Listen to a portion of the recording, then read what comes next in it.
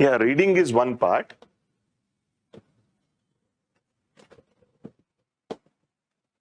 Reading is one part, and the comprehension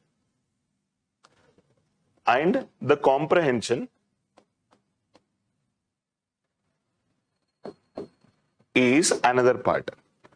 This is independent aspect, and this is the related aspect on reading. Okay, reading is an independent event. So even while we were kids, like we just started reading something without understanding the meaning of that.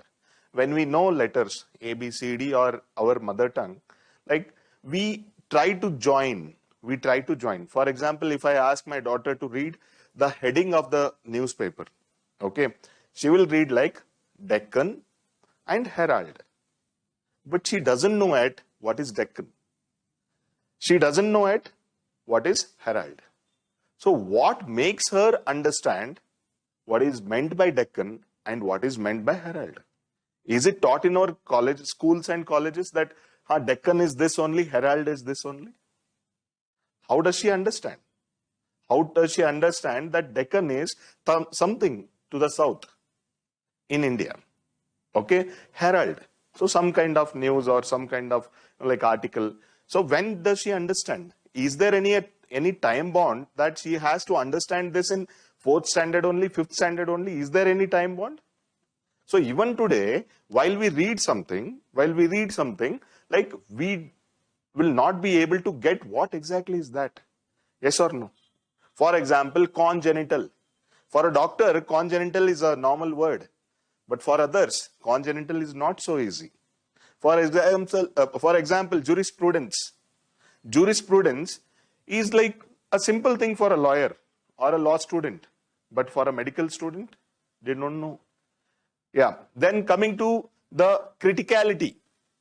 An engineer can understand, especially a mechanical engineer can understand criticality better than anybody else. So when we get exposed to all these things, our learning will keep on moving. So until our, as I repeat in my classes, until our deathbed, the learning is not over. Even on the last day of our life, we will be learning one or the other thing. So this reading comprehension, I can't say that somebody is very perfect in reading comprehension even today. The best of the author, maybe, like best of the author in the world. I can't say he's 100% right in his comprehension. Whether he is able to understand whatever that he reads, I'm not sure. Maybe 90%, 95% fine. But there will be some element, some mystic element, what I can say, or some intangible element which will create that, like the distance between what we read and what do we comprehend. And especially for Indians, why this is like even more tougher. Why there is a wide gap between what do we read and what do we understand? Anybody can like tell why there is a huge gap between like what do we read and what do we comprehend? Why? Especially Indians. Yeah. So basically we are more associated with our mother tongues. There are hundreds of mother tongues, thousands of slangs in India. So we are taught to think in our own mother tongue, then we correlate it to English. Then we translate it to English, basically. Understand? So our understanding of the English letters, or not letters, English words and English sentences is not like foolproof. There will be some mistakes. While we are understanding. For example, when I say less, people will think that it is not more. Okay? When I say more, people will think that it is not less. But less and not more are not equal. More and not less. So whenever like you communicate something, people will think otherwise if their language skills are not proper or if they are not proficient in their languages. Understand? For example, somebody invites you. somebody invites you to some party. You will say like, I will see if I can come. So how many meanings you can, like derive out of, like I'll see? How many meanings? A very positive person will think that, mostly that person might, like come to party. Neutral person, like either she or he may come or may not come. Some other person, negative person, will think that this person will not come for sure.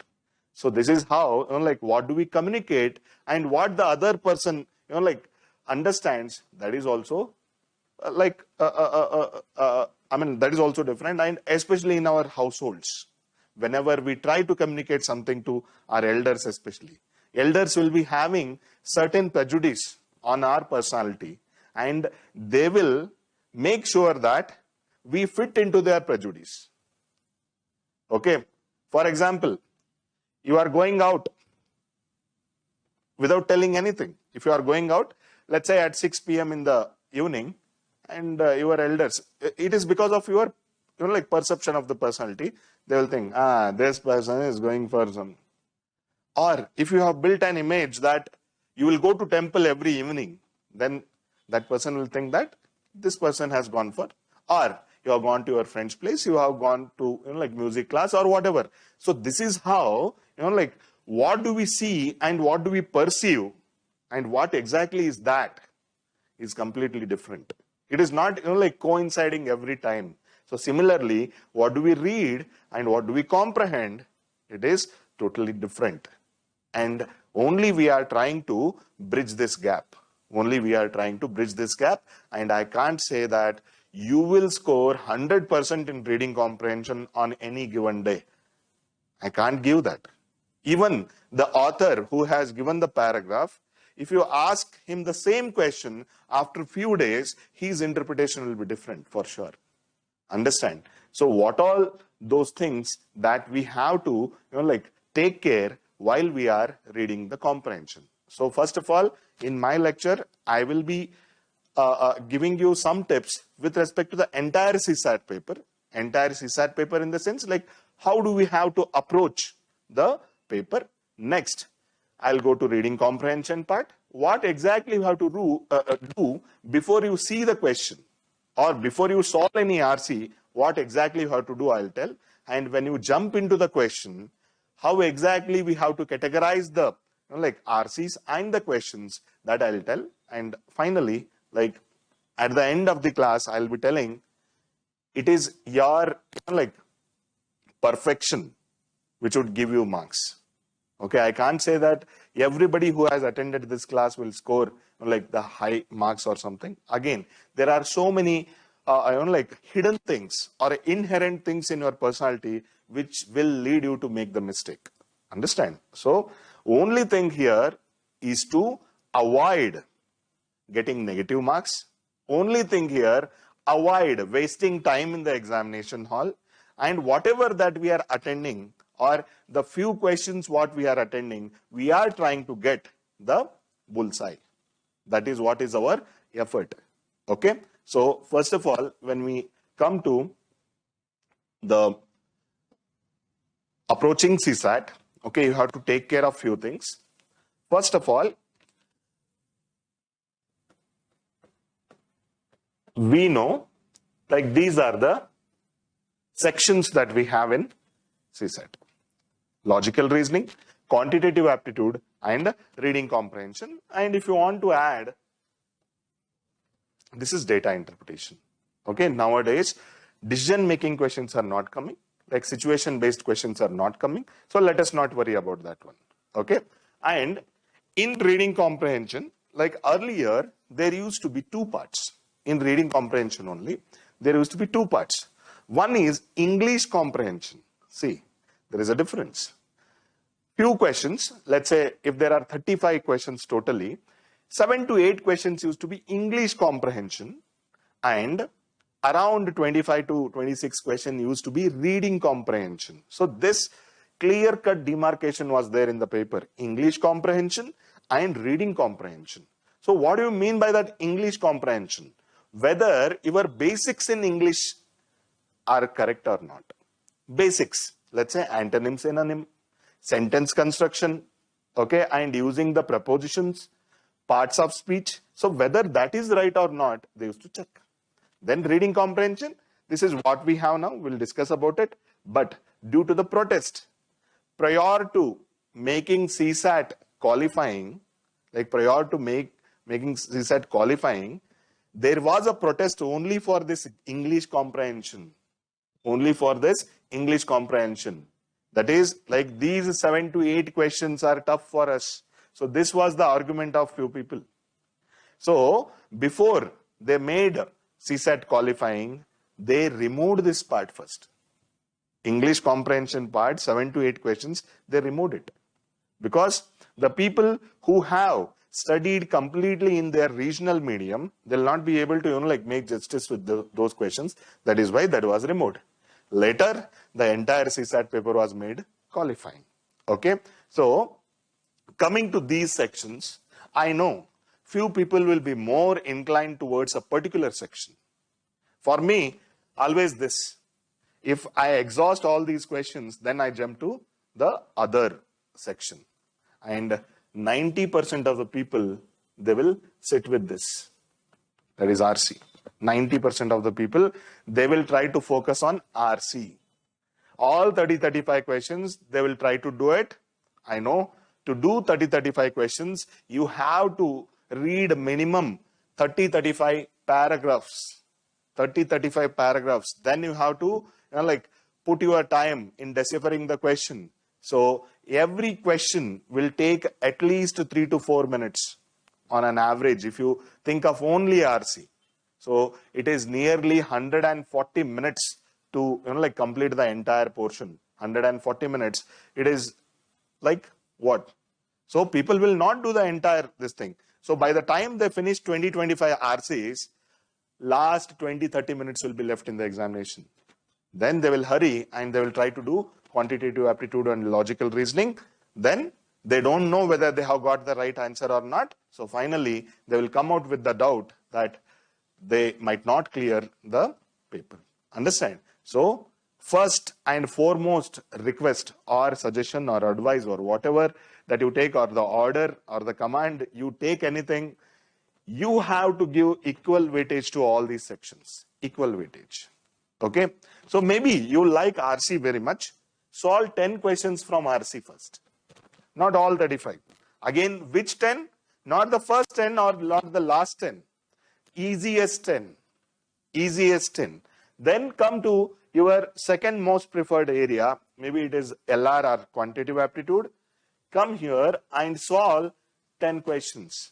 Again, which all are these questions? 10 easier questions in that section. Okay, then logical reasoning. Usually the number will be less, but usually these logical reasoning questions are solvable by everyone. Everyone.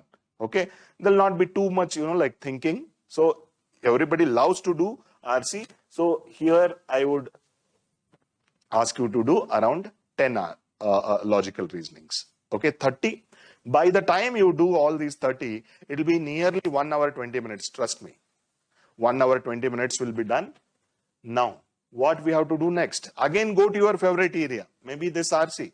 Pick 5 moderate level questions. 5 moderate level questions.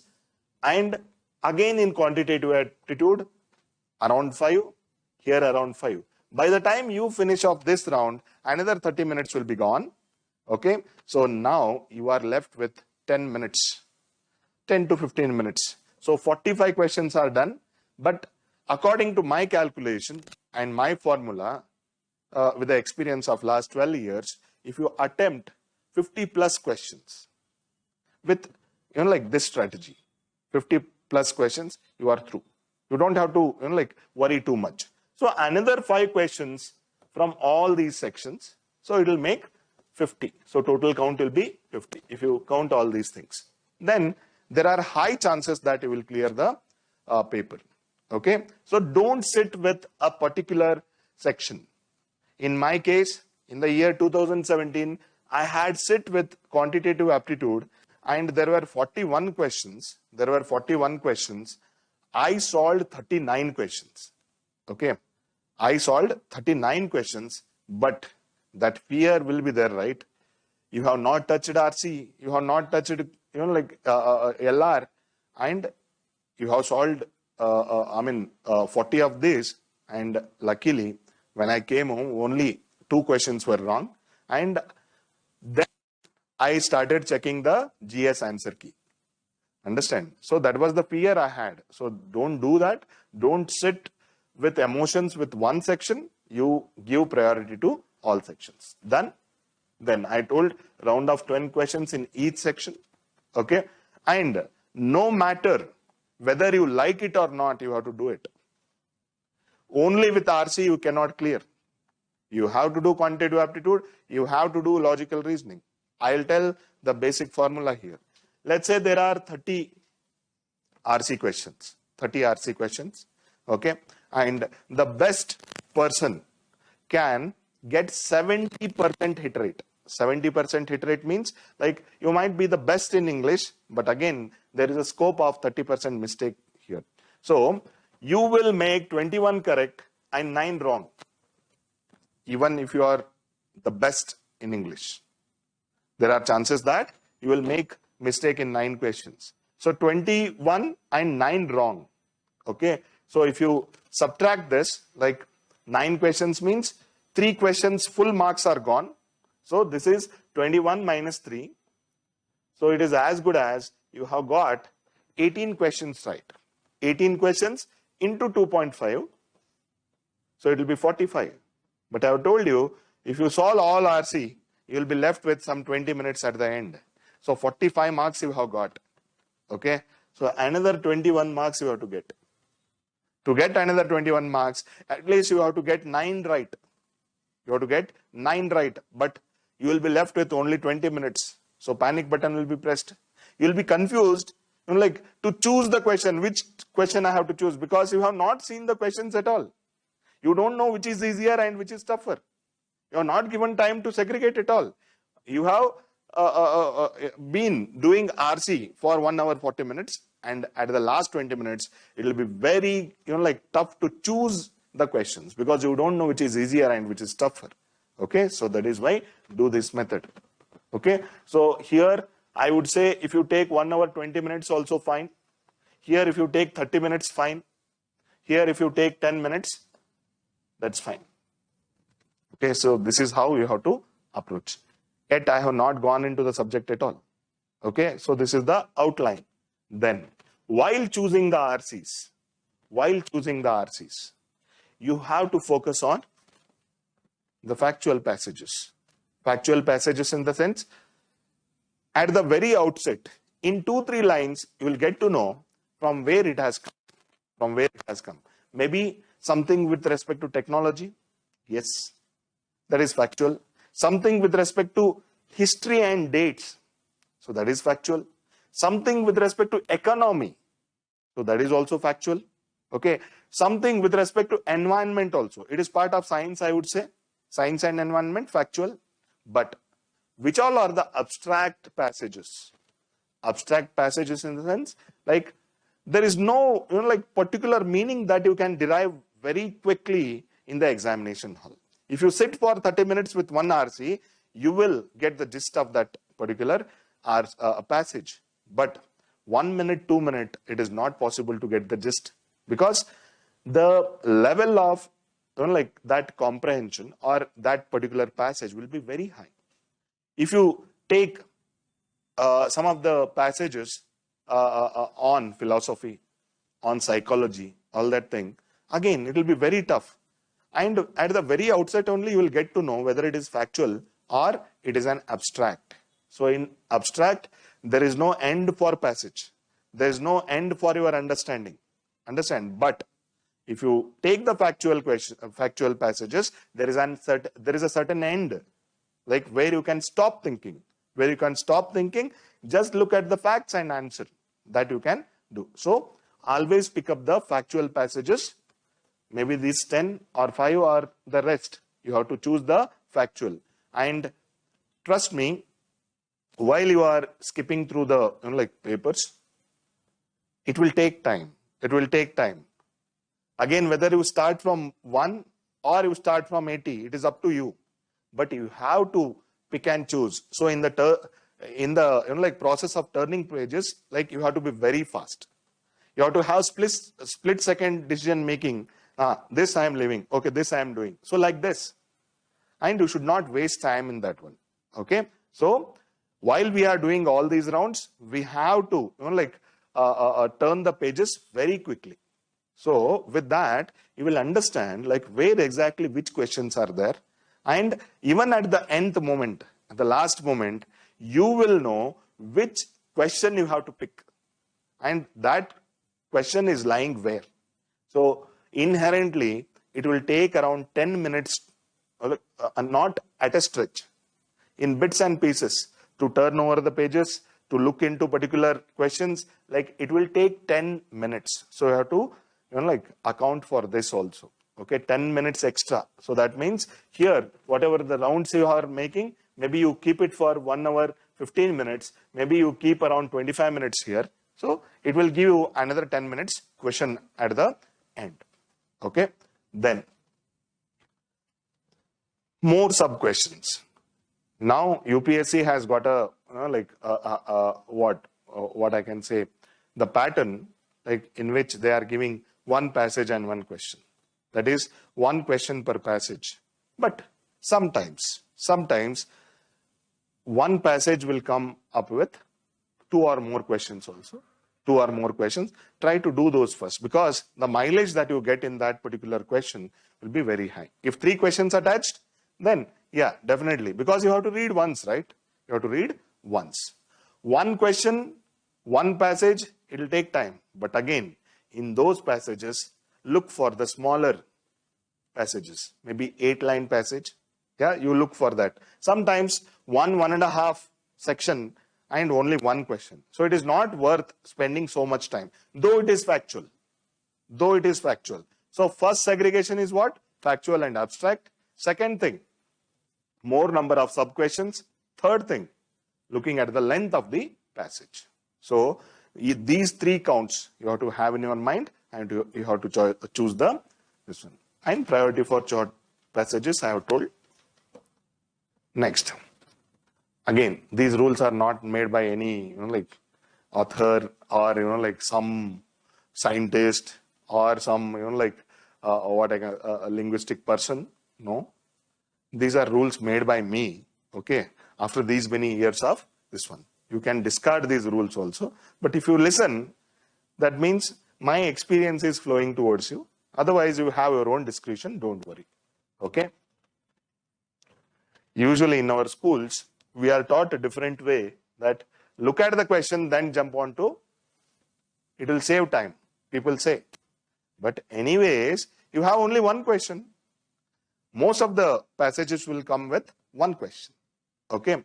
So one question, anyways, you have to read the entire passage. So why I am suggesting this? Passage first, questions next. Why I am suggesting this one? Because when you see the question, your mind will become very narrow. I don't want that to happen. You have to understand the passage in wholesome. Like you have to understand the comprehension in entirety, then you have to answer. Because these questions are not like fill in the blanks, antonyms, synonyms. They are not asking that. In school times, we had this. So that is where, like this English comprehension or your regional medium comprehension. So that used to come. But in these, like fill in the blanks, match the following, such questions will come. But here, don't expect such questions. I have told you, already that part has been removed from our examination pattern. Understand? So, don't go for the questions first. Go for the passage first, then questions. Always. Okay? Then, this is very important. People go word by word and as if they are like building a thesis upon that. Somebody has asked them to like convert this passage into 3 times of the length. They think like that. So every word is important. Okay, underline every word. Don't do that.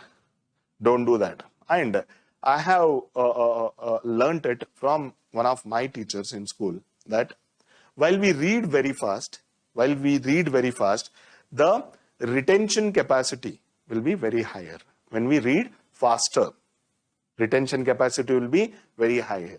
See, why we are fed up with our books? Why we are so fed up with our books? Maybe it is Lakshmikant or Bipin Chandra or whatever it is. Why we are so fed up with those books? Why we feel like very much bored or you feel scary to open those books? Why? Why? Yeah, repeated slow readings we have done. Very good. Repeated slow readings, every word. Okay, do Google. That is not required. If you do that, you will become a good, what I can say, like you will build your vocabulary. But understanding the passage in entirety will be failed. You will become like very good with those keywords. You will understand every keyword. You will do research, all that thing. But for every question in CSAT, we have 90 seconds at our disposal. 90 seconds only. But doing all that thing, bubbling, reading, some disturbance, take it for granted, 1 minute we have. 1 minute per question. Okay, if you go with this mindset, then only you can attempt more questions. 1 minute per passage. Okay. So, do you have time to sit with each word, underline, understand? Is it possible? So, you have to understand the whole passage in one go. One go. When you start reading it, you should stop only after the last word. You should not stop in between. If you pay more time for each passage, there is a danger that you will read in between the lines. You will read in between the lines. That is, like in linguistics, we learn one thing. The meaning, the real meaning, that is directly conveyed by the word. Dog means dog. Nothing else. Dog means dog. There is one more meaning, which is a derived meaning, which doesn't directly, like what? Say about dog. Somebody, like proposed you as a dog. You are a dog. Do you think that in the next moment you will become a four-limbed? This? No, right? So maybe some character of mine is, like related to dog. So this is how. So if you spend more time with each word in the passage, you will derive so many meanings for each word that is simply waste of time. Understand? So go in a very swift mode. Swift mode in the sense, like very fast, very quick. Okay? And I know, while you like read very swiftly, there are chances that your understanding will not to the mark. To the mark. Like 100% understanding will not be happening. Maybe 70%, 80%. If you are getting the essence of that passage, that is more than enough to solve one question attached to that particular passage. So swift reading. For this, we say the vertical reading. This is called as vertical reading. Generally, how do we read? Horizontally, right? Then you can ask me, sir, have you gone mad? How can one? I'm not asking to take you every first letter from each line and read. No. While we are reading, we keep finger like this, right? We do like this. But from now on, you try to do one thing. You take your thumb and start at the first line of this one and try to push it as early as possible to the next line. So maybe in one line, 5-6 words will be there. Within no time, you should be finishing off those 5-6 words and go to the next line. You can practice this one, and I have practiced this and it has worked. So you have to keep a thumb and you should go like this. And no matter how good reader you are, all that thing, it doesn't matter basically. You will finish off a passage of 8 lines within 20 seconds. Passage of 8 lines within 20 seconds. Trust me. Okay. So do this one. Okay. And you are not trying for any kind of perfection here. You are not trying for any kind of perfection. with whatever the imperfections that you possess, you have to solve the RC. That's okay. Some imperfection is completely fine for us. We are solving with those imperfection only, because we have not taken 100% of the marks in consideration, right? Even if we get 70% right, that is fine for us. Okay, fine. So out of 50 questions that you attend, 35 correct and 15 wrong, you are through. Getting my point? 30 correct, let's say out of 45 questions, 30 correct and 15 wrong. That will not take you to this one. So 35 correct and 15. That means 30 net into 2.5. 75 will be the score. So don't worry, you are supposed to make some mistakes. Okay, don't try to become Amir Khan. Okay, 1 film per year. Hit means hit, flop means flop. So try to be like Akshay Kumar. A contract of 5 films per year, earn heavily and pay the tax heavily and enjoy life. Okay, fine. So don't try for perfection. Even in GS, I am telling you, you have to take it for granted that you are supposed to make some mistakes, and you have to make those mistakes, and always you have to keep the number of mistakes below 15, irrespective of how many rights you are making. Wrong should be below 15 on any day. So maximum marks you are losing out of your wrongs is 5 full questions. That means 10 marks in this one, GS, below 15. So if you have solved any number of questions, if you have kept your wrongs below 15, you have high chance of clearing. Okay. In this case, here also, 15 wrongs are fine for us. If you are solving more than 50 questions, 15 wrongs are fine for us. Done? Okay. No reading in between lines. And sometimes there will be some nonsensical passages also. Let's say you are master in physics. There will be some physics topic which is given by a novelist. Maybe a piece of writing has picked up from the novelist's novel with respect to physics. So his understanding of physics will be different from what do you understand.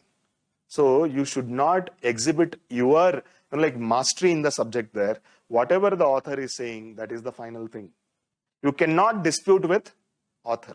So author is always right. At least for those 2 hours. Author is always right. Then you can dispute that author. You go to his house, break his windows, all that thing. I don't have a problem. But in the examination hall, whatever that he says, that is right. And sometimes you will understand who has written this one. And again, you should not go with nepotism. Your favorite author or the person you don't like. So all these things should not come in between your passage and your solution. Simple, whatever the author says, that is right. Then, irrespective of the question asked there, central idea is very important. Central idea in the sense, when you read the passage, you have to tell to yourself, this is the gist of this one. So what exactly they are talking about? Usually, when it comes to science, environment, all that thing, they'll be talking about the pollution or climate change. You have to understand what exactly they are talking about. There has to be one word or one sentence at the end of the reading, that particular passage that you are noting. Maybe, okay, this entire passage is on climate change. If you tell on pollution, then that means you have understood otherwise. Whether climate change is the ultimate thing, ultimate derivation what I can get from the passage, or the pollution. Yeah. Climate change is depending upon pollution. Pollution causes climate change. We know. But what exactly is the central idea that you have to understand? Okay, whether it is climate change or pollution, they almost look the same. When it comes to environment, let's say, whether they are talking about biodiversity or sustainability. If you take entire thing as, environment, then that is gone. Whether they are talking about particularly biodiversity or sustainability, you have to make sure. Maybe after the passage, you write in write in pencil or with your pen, what exactly is the crux? One word or one sentence. If you note that one, it will be very easy for you to at least eliminate the wrong options. Okay, and trust me, in 4 options, 2 options will be such which you can easily eliminate. And always trust your what I can say, the first impression. First impression. As soon as you read, whatever that strikes your mind first, trust that one. Even in GS, I am telling, because these many months, these many years you have spent time in reading, you have to trust your knowledge. With that trust, the first instinct will come. With that trust, the first instinct will come. And when you are not trusting yourself, then what is the fun?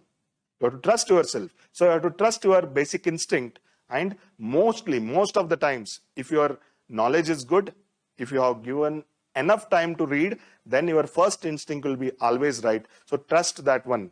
While you are eliminating, I am telling, while you are eliminating 2 options, 2 far options, not the nearer one, far options, try to eliminate with your basic instinct. Then the struggle between 2 options. So in that, if you pay more focus on the keyword in each option, whether this keyword is there in the passage or not, or the synonym of this, the similar word for this is there in the passage or not. So you have to trust the keywords. When you do the elimination of 2 farther options, when you are checking with 2 nearer options or 2 close options, you have to trust on the keyword. Whether this keyword in the option is there in the passage or its synonym or the similar word is there in the passage or not. If it is not there, then that will not be the appropriate answer. Okay, so that is how you have to go. So while you are eliminating, go with your instinct. And while you are selecting the final option, go with the keyword which is given in the option. So that is what I have told you. Keyword matching. This will help at the end. Keyword matching. Mainly synonyms most of the times. But if the passage is critical or if it is satirical, even you have to go with the antonym. Okay? That is the word with opposite meaning. Yeah? Then, tone.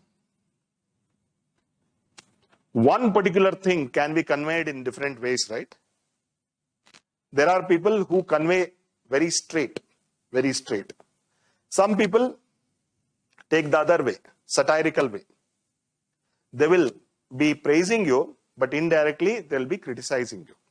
Understand?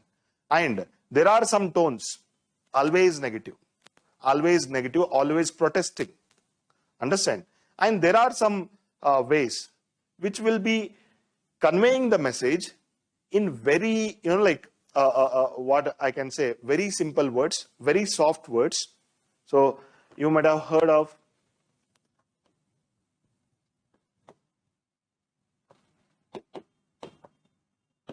euphemism. Have heard of this one? Euphemism. You want to convey something, but in very soft words. You will not use very harsh word. Yet you convey the message. For example, some of the authors, like especially in Kannada, Kuvempu, so he uses it a lot. He weighs his words a lot. Okay, whether it will hurt the sentiment of the reader, it will hurt the sentiment of the object, what he is talking about. If he is talking about a politician, it will be very soft in criticism, yet convey the message. So that is the power of vocabulary that they use. So you have to understand what exactly is the tone of the author. He is trying to convey the message in what way? Very straight, harsh, or with euphemism, or very soft words, or in a satirical way. Satirical is kind of, you are doing the other thing. You are using the words which are antonyms, but you are conveying the message what you want it to. Okay? So if you go to the linguistics, there are many ways, but I don't want to make this class as very a classical class or something. So let us not do that. So you have to understand the tone. If you understand the tone, then also you will try to come up with the conclusion that what exactly author is trying to do with what object. What is his object and what is his tone? If you come across, or if you finally conclude, this is the object on which the author is talking, and this is the tone in which the author is conveying the message. If you write these two words at the message, most of the questions can be solved. Done? Then, if you look at last 5 years question papers, you will see these questions. And for us, it looks like everything is same only. What exactly the passage is trying to convey? We think like that. We think like what exactly this passage is conveying, or how the author can sum up this essay, or how do you sum up the essay. It is not. They are not asking the summary in every question. They are not asking the crux of the passage in every question. Okay, so these are the different things I have enumerated. Okay, first thing, the central idea. I'll speak about these things like at least for 5 to 10 minutes. Okay, central idea, I'll come across. The crux, then sum up. This is summary. Then inference is different. Inference, it is more like factual. It is more factual. Message, this can vary. This can vary.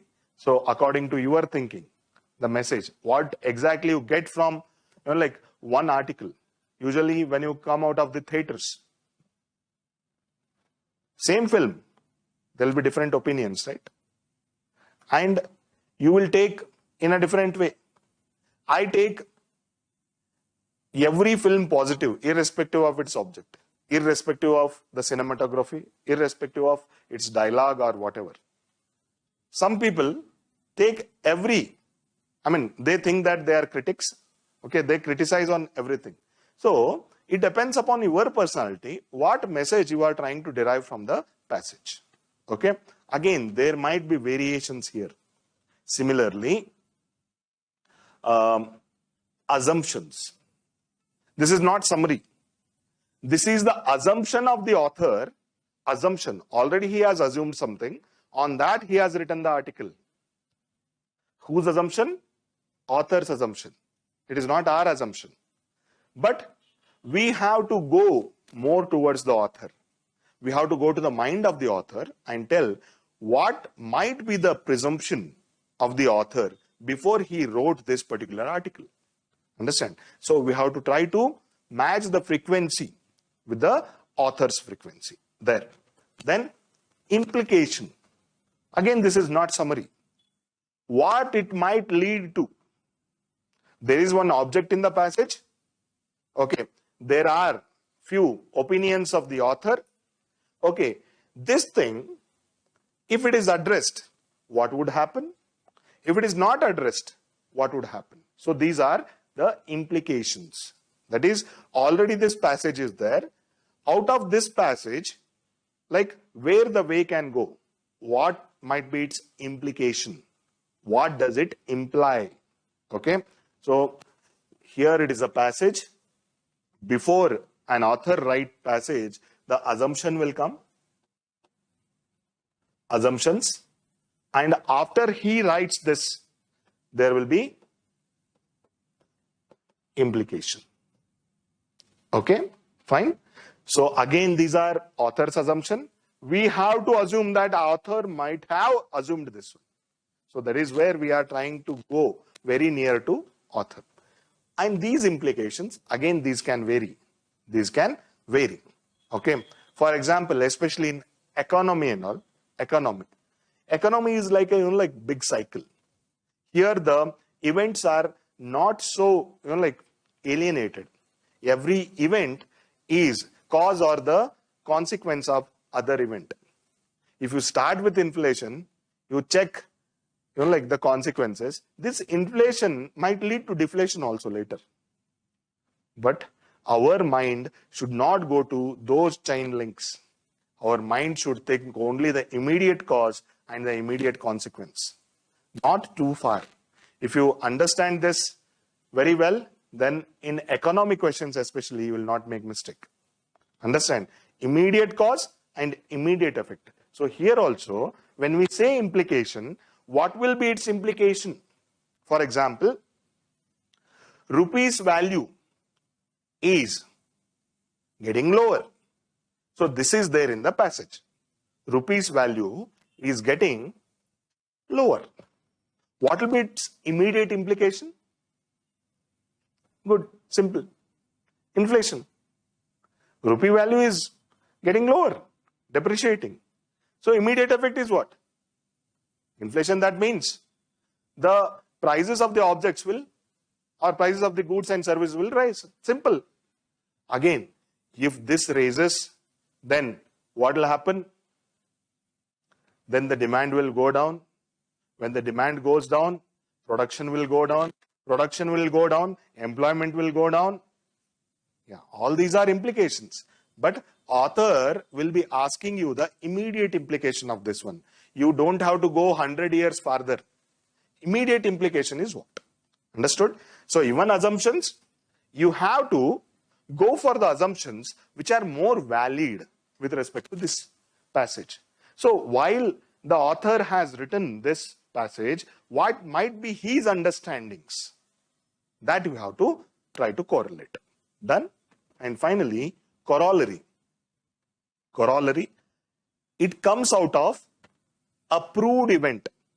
Usually, when we make some experiment, no? Behind this experiment, there will be decades of hard work. But after this experiment is done, we have only results. We have only results. So like that only, in the passage, already some proved things will be given. You don't have to prove it again. Already some proved things are given. So out of these proved things, which option can be easily derived? For example, Pythagoras Theorem. Pythagoras Theorem is already established, right? You don't have to prove it again, correct? So from that, if I say hypotenuse is always the longest side of the triangle or a right angle triangle, it is always the highest or the longest side of the right angle triangle. Is it right or not? Yes? Is it right or not? Though it is not the, like the invention of Pythagoras or it is not his object of invention, but out of his research, finally we got to know that a square plus b square is equal to h square, or h is equal to root of a square plus b square. Yeah, like that only, we also came to the conclusion that hypotenuse will be the longest side of the right angle triangle. So that is what is corollary. That is what is corollary. Then there is one antonym of this one, contrary. Contrary is otherwise. Usually, contrary questions will not come in the passages. Corollary is always like whatever that is proved, from that you are trying to derive. Already the results are there. You are trying to take one result and put it in the option. Understood? So these are the general understanding of the core word, what they give in the questions. But now we'll do what? For another hour, we'll go to particular passages and we'll discuss.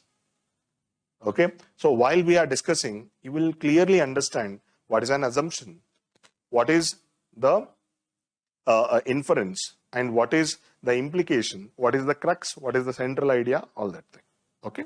First, we'll solve with central idea because many questions come with this only. That is with respect to central idea. Here, in this passage, there can be more number of ideas. More than 2-3 ideas might come, which are proposed by the author. Okay, maybe examples, maybe the corollaries and contraries like he'll be giving, but there will be more than 2 ideas, let's say. But you have to identify one central idea, which is center to all other ideas in the. For example, if the author is talking about global warming, he starts, then he talks about the melting of glaciers. He will talk about raising sea level. He will talk about loss of biodiversity. He will talk about varying pattern in rainfall. So for all these things, raising sea level, then the melting of ice, then loss of biodiversity, changing pattern of rain. What is the central idea for all these things? Global warming, right? So if the questions comes like, what is the central idea of the passage? You should not mark loss of biodiversity or like change in the rainfall pattern or sea level rise or the melting of ice. You have to tell the central idea is global warming. That's it. Understood? Many ideas will be there. You have to identify the central idea. So if you are getting confused in these ideas only, let's say 4 or 5 ideas are there, which is the core one? You go for the most basic or most generalized. Global warming is more generalized, right? Melting of ice, it is not. It is effect of global warming. So you go for the central idea or which is more generic in nature, which you can easily understand and you can correlate with other ideas that this idea is there at the center. That is why these other ideas are revolving around it. Understood? So that is what is the central idea. Or you can say it is like a string on which the beads are arranged. Yes, it is like a string on which the beads are arranged. So have this analogy while you are solving. So central idea, there is one idea around which the other ideas are revolving. Understood? Then it is a dominant impression or the, as I told, generic truth. So go for this thing, okay, which is the more generic truth.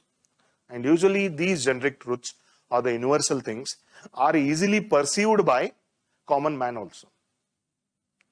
You try to give that passage to a common man who is not so expert in like science or social science or something.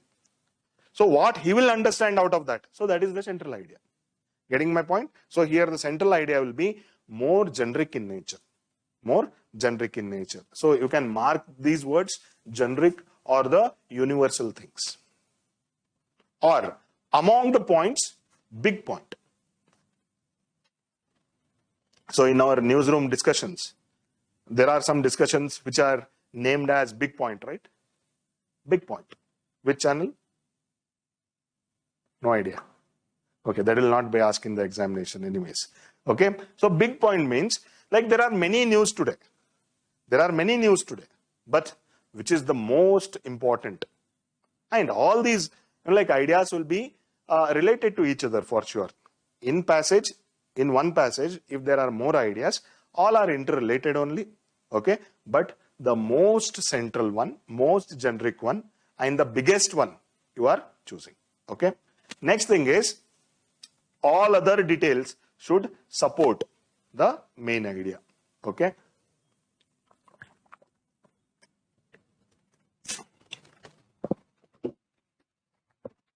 So here the other ideas are also like brothers and sisters only. But who is like central? Who is the biggest one among them? So that is what you are trying to find out. And don't get confused with theme. It is not a theme. I am telling you. Global warming and the other events, these are all events. Okay. So if I can say the climate change, if you compare climate change to global warming, okay, climate change is like a theme in which global warming is an idea. But when it comes to global warming as an idea, the other 4 events what I have told, they are revolving around global warming. Even the colder winters, they are also part of climate change. but it is not related to global warming. Global warming is different. Yes or no? Yes. So it is not a theme. Theme is usually a moral message or a lesson. Theme is always abstract in nature, which will be giving some moral to you, or it will be giving some message. Okay. Usually in our schools, after one story is read, there used to be a moral learning after this. What exactly is so that is the theme. But here, to say that honesty is the best policy, they have given one story. We are talking about that story in central idea, not honesty as the best policy. Getting my point? Theme is honesty. But if you have taken a story of, let's say, one monkey and one, let's say, cat. So here the core ideas are monkey and cat's activities, not the honesty. Honesty is the theme here, but the play between monkey and cat. So that is the core idea. Yes, done? Are you getting the difference between these keywords? So we'll practice few questions. I'll give half a minute for you to read. You practice like this only. Today we'll practice like this.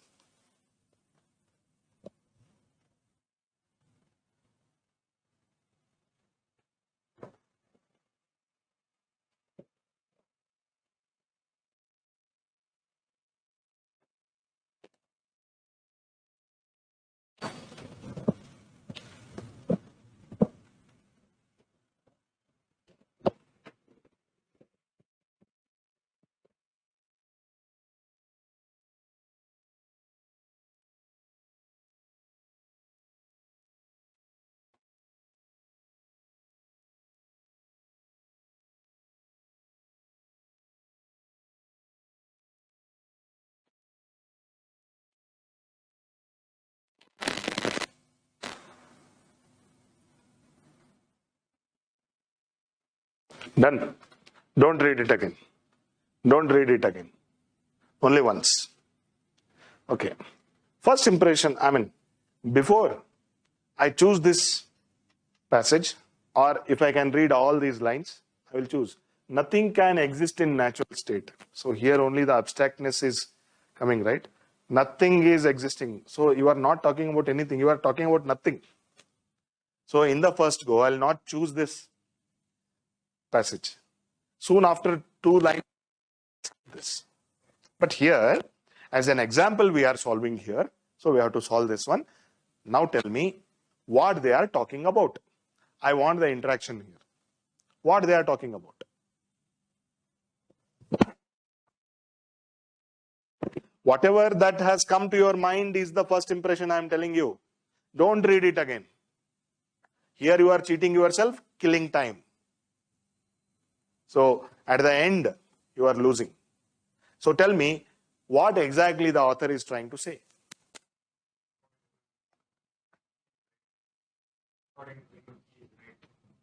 Who is right?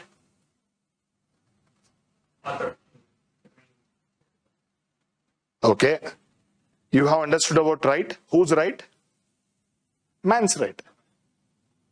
Man's right. So it is decided by himself. Okay, other persons. What exactly the author is telling. And it is not like whether your guess is right or not, or whether your understanding is right or not. Okay. What author is trying to say. Come on. This has to be more interactive. Otherwise, you will be wasting your time. I have ample time. I don't have attempts. Okay. Quick. What exactly? And you don't have to be right. And nobody can get right here. What exactly the author is trying to say. And they are asking what? Central idea. Here central idea is what? He is talking about 2 states. One is a natural state and another is natural state. That means without control of anyone.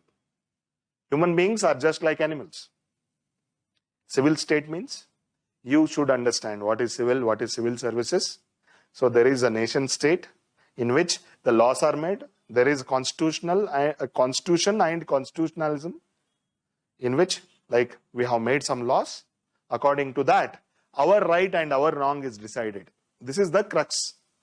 So now go to this one. I don't want to read it again, okay? I don't want to read it again. Go to the question. What is the central idea? The conceptions of what is right or wrong exist due to the formation of state. Here they are telling what is right and what is wrong is decided by state. I can't discard this one.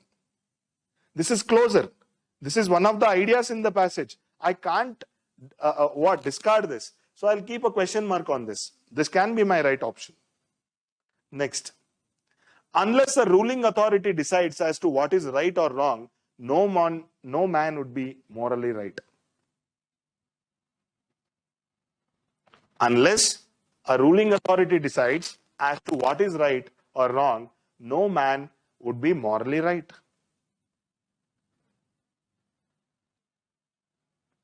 So in India, drinking is right or wrong? I mean, alcoholism is right or wrong? Right or wrong? In India, I'm asking, not according to you. In state, right or wrong? Who told? Is there any law that, like alcoholism has certain punishment? In constitution, is it written? Don't talk of DPSP. DPSPs are not enforceable. There's no law which prohibits drinking, right? Yes. But when it comes to moral sense, it is your moral sense, right? Unless you start drinking, you'll be against it. When you start drinking, this is all acceptable. It's okay. Understand? So what it is telling, unless a ruling authority decides as to what is right or wrong, no one would be morally right. This is also close. I will keep a check on this. Then, man is inherently immoral and selfish in natural state. They are telling this. I can't discard this also. This is the beauty of RC, Then, the idea of what is right or wrong is necessary for the survival of human species. They are telling about survival. Have they ever talked about survival here? Without the moral right or moral wrong, the humanity will not survive, something like that. So I can easily discard this one. This is not my option. Now go for the most appropriate one. Man is inherently moral and selfish in a natural state. Now you can read. Every man who is in a natural state consults only his own advantage. His own advantage means what is one word which you can easily replace? Selfish. And determines what is good or bad according to his fancy and insofar as he has regard for his own advantage. They are repeating the word selfish. Every man is selfish. He decides what is right and wrong on his own, for his own benefit. So according to me, this is more appropriate, but I have not yet decided. Okay, now, unless a ruling authority decides as to what is right or wrong. See, they are mainly focusing upon a man. Then, where the state comes? Only in a civil state, which is decreed by common consent, what is good or bad, and each one holds himself responsible to the state. Here again, they are talking about the responsibility of each individual, which is shown towards the state, but they are not using the state as a subject. They are not talking about whether the state has made laws or not. So according to me, like formation of a state and determining the rule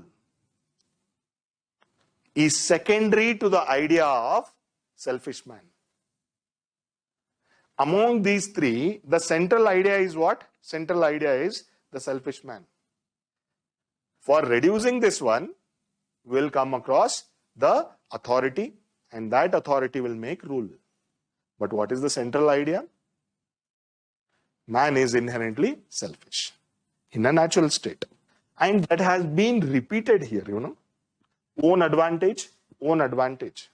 This has been repeated. But state's authority of making law, it is not mentioned explicitly in the passage. Are you getting my point? So here they are asking the central idea. Central idea is what? Man is selfish. For that there has to be a state.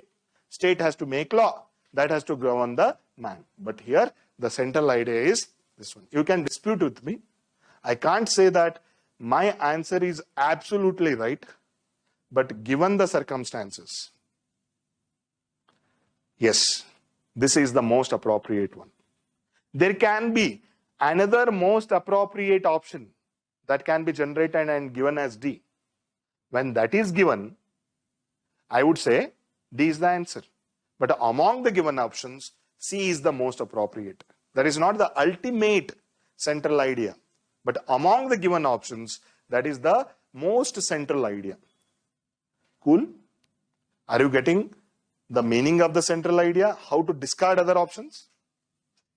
So when you practice these things, maybe 5-6 passages like this, you will be, I can say again, you will not be perfect, but you will be close to perfection. Next.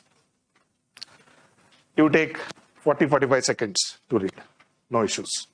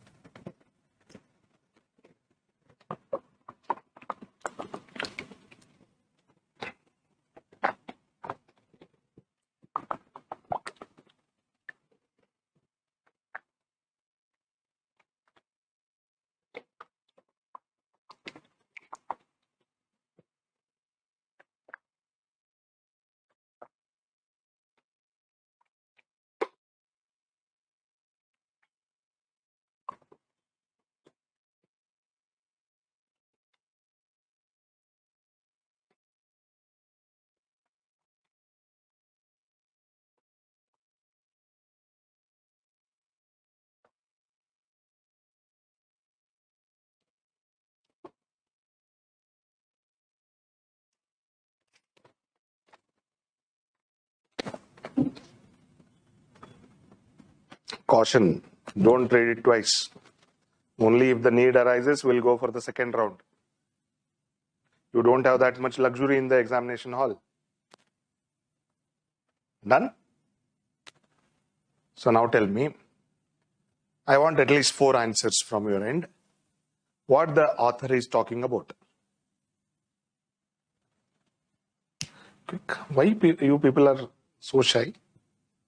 The best quality of a leader is like leader talks, leader expresses. Online? Yes, online education. Others? And you don't have to be different from other. Okay, you need not, make a difference with her or disagree with her. You can have the same point. Online education, the whole idea is about online education.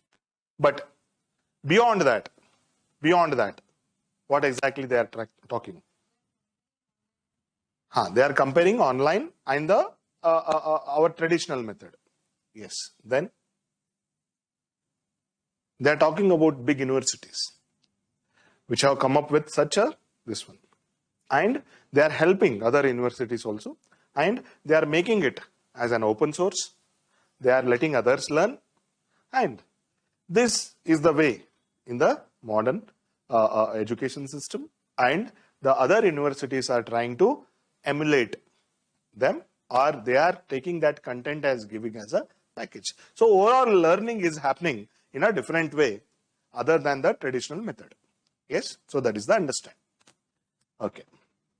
Now we'll go to, and you don't have to start with A only. That will be again our, the traditional method. You can start from D also. Otherwise, we'll be more biased towards A, B, C, and D. Okay? Okay.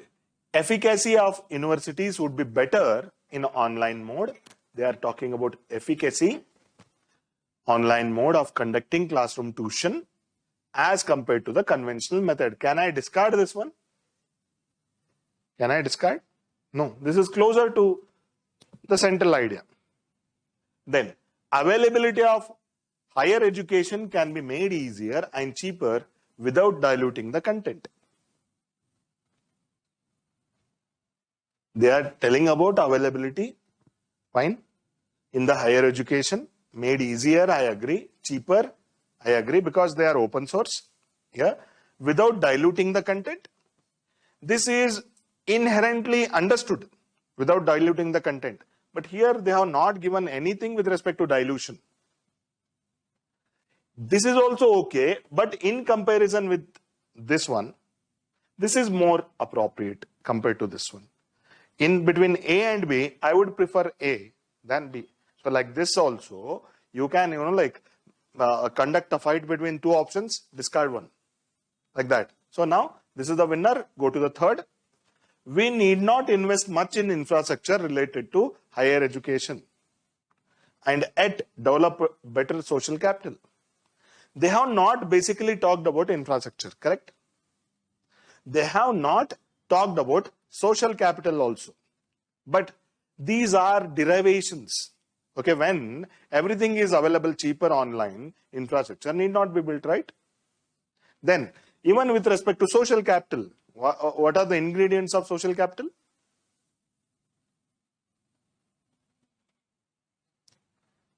So there are two things, human capital and social capital. So what are the ingredients of human capital? Yeah, health, education, and skill. These are three ingredients of human capital. When a person is healthy, when a person is educated, when the person is skilled, human capital. Social capital is what? Your connectedness, your connection with the quality contacts. That is your social capital. Like, what is your wealth with respect to your friends, relatives, or your well-wishers, or the quality people. So that is what is social capital. Yeah, when we make the students as, like the entrepreneurs, or let's say a good college outputs, all that thing, yeah, we can build a social capital. Among universities, like lecture to lecture contact, lecture to guide contact, or guide to student contact, all these are part of social capital, but they are not telling about this directly. So we don't have to, go for derivations. So for me, this is also not the closest one. Now the fight is between 1 and 4. Yep.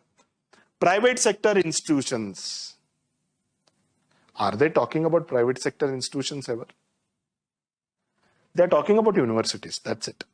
They're talking about universities. So in the first go, I don't take this into picture. So most one is, yes, efficacy is the word. And again, you don't get confused with this word tuition, okay? This is a process. This is not an object.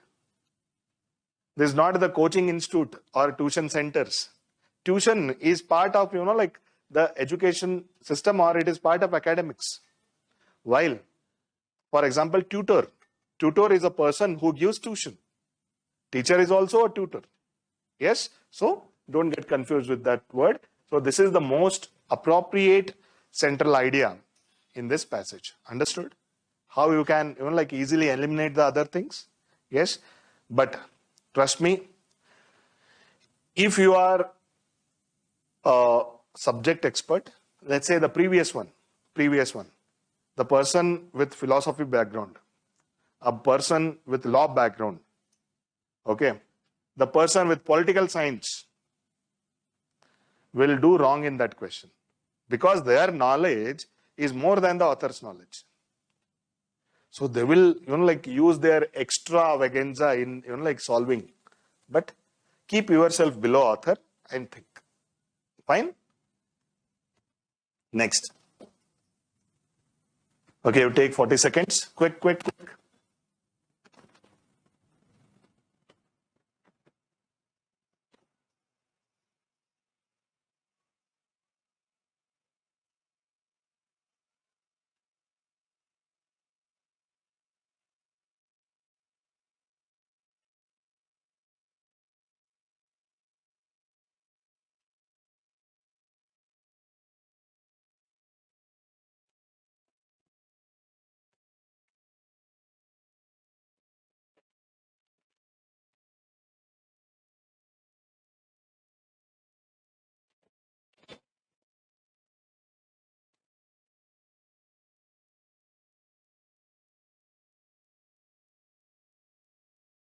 It should be done by now. Okay. Even I read along with you. It should be done by now. Okay. Now, central idea. School curriculum is not compatible with expectations of children and parents. Yeah, school curriculum is not, not so compatible, not so comprehensive. I can understand. But have they given anything with respect to expectations of children and parents? No. It is like beyond our objectivity. Parents wish or parents expectation, students wish, student expectation, no. So I can easily discard this one. But you don't know. All other options are also equally bad. Then you have to choose the best among the bads. Understand? So when I say, when I put this into mark, that doesn't mean that I have completely discarded it. Emphasis on academic achievements does give time for development of personality and skills. Emphasis on academic achievements does give time for development of personality and skills. They are telling academics will lead to other benefits also. That is again a derived meaning. That might be true also, that might be wrong also. But they are not directly telling this. Be good in academics, invariably you will achieve everything. Is it so? No, right? Preparing the children to be better citizens should be the responsibility of education system. Yes, close. To be a better citizen, the present world order demands societal and life coping skills in addition to academic content. This is also closer. So our natural choice is between C and D now. Now go for what exactly is told explicitly in the option. Preparing the children to be better citizens should be the responsibility of education system. Where they have given internal influence for someone who has been discouraged from asking questions and opinion. This transition in our education system, will be painful. So they are talking about the transition of education system. So while they are talking about transition of education system, they can talk about the responsibility of education system. Yes or no? Responsibility of the education system can be talked upon with this one. Okay. In the starting, you see, in our schools, we teach our children all that is there to know about physics, maths, and history, and what have you. But do we teach them? They are asking question. So see, question mark. So they are pointing about the responsibility. When they are putting the question mark against our education system, they are asking about the responsibility. Yes. Okay. Then, to be a better citizen, the present world order demands societal life coping skills in addition to academic content. Yes, they are telling. Do we teach them about equality? Do we teach them about the gender sensitivity? Okay, all these are part of social science. Yes, do we teach them that? But here they are telling, to be a better citizen, we want that one. To be a better citizen, we want that one. Here we are talking about whom? Students or children? And suddenly we are giving like responsibility to them. Here, responsible citizenry or responsible students are more focused, or responsible education system is more focused. What is the focus? Responsibility of the education system or responsibility of a child? Yeah, for a responsibility of a child, all these subjects are important, I know. But in this passage, what exactly is their target?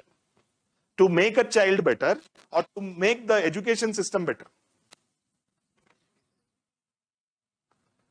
If the education system gets better, the child will get better, right? So which is more core or which is more central? Education system, responsibility of the education system. That will make the child more responsible later. So for me, C is the right answer. Okay. Fine. You can dispute. I'm not telling that I am the ultimate. You can dispute. Here, the child will become responsible when the education system is responsible. And all questions are raised against the system, not the children. Yeah, when system is fine, children will get better. Done? Yeah. So like this, like there has to be some skill through which we are eliminating few things which are not required for answering at all. Understood? And we are going to the more core. We are going to the more core. Okay. The next type of question is crux. Crux. And don't get confused with central idea only. Central idea only.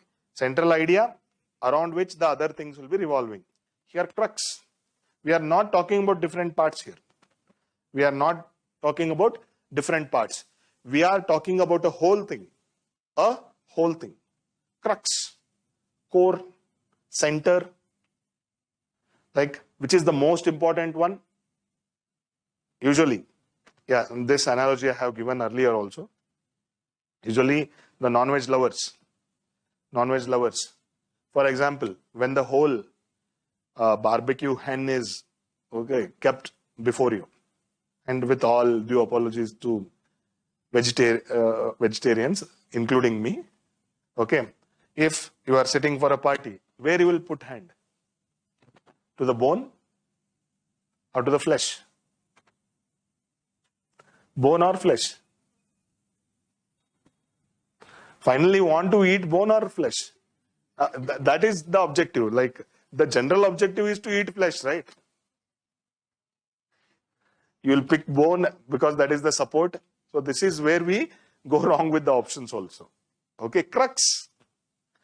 You are sitting on a dining table and you are eating and you need flesh.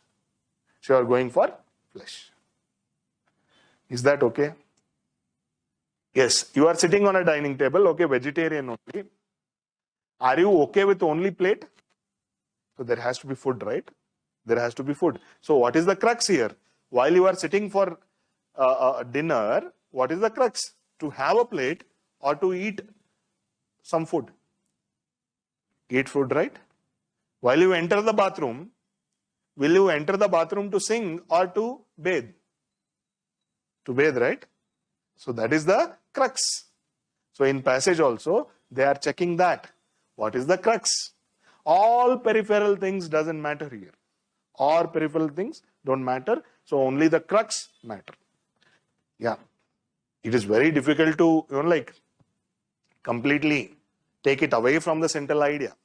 But central idea is having the equal weightage of other ideas. But here, this is whole thing and we are putting hand to the core.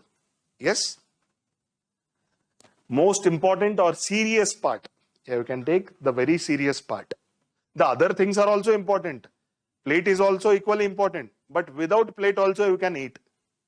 Just by putting your hand, yeah, you can eat. Plate is not the crux of the meals.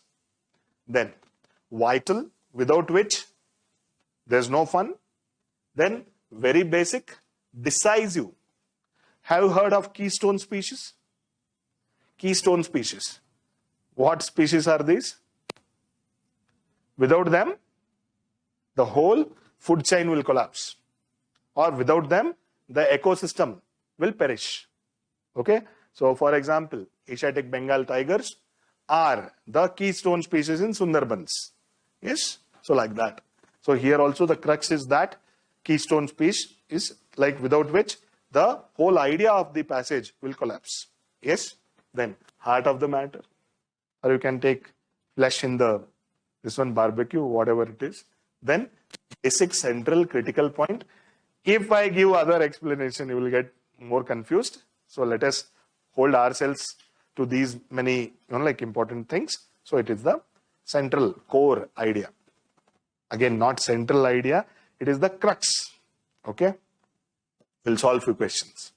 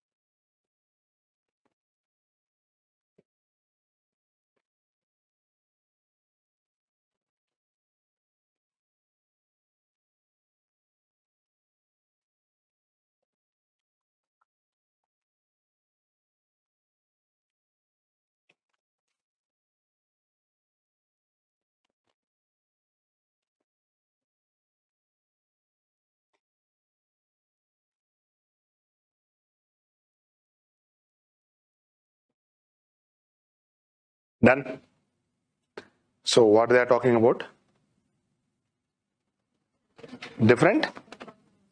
Everyone? Almost everyone. Different types of what? Ruling or reigns or like governments. Yeah. Aristocracy means you don't have to be a political science student here. Aristocracy. Ruled by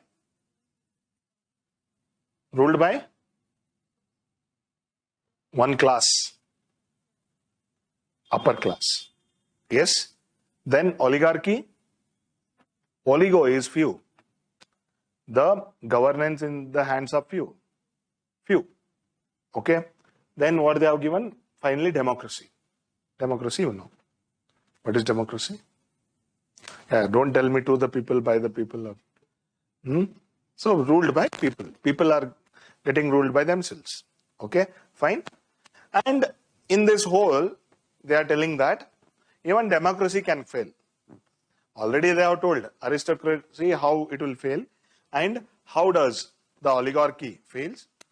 Then finally they have given about democracy also. But the chain of events they have given with respect to democracy. Okay, now crux.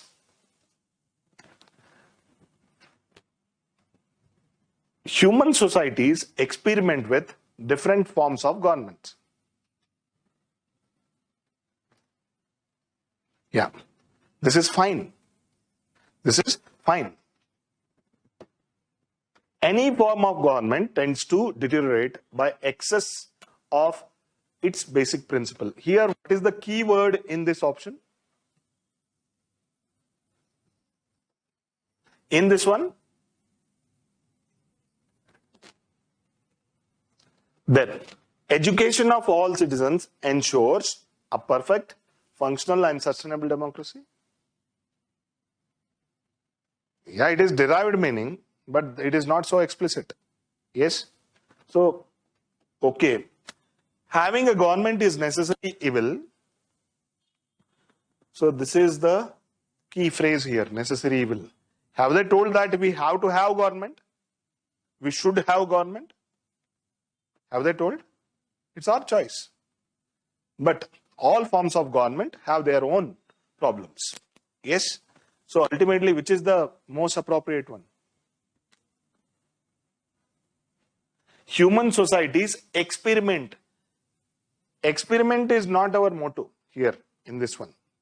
We are telling the fallacies of every form of government. How every form of government can fail. Yes.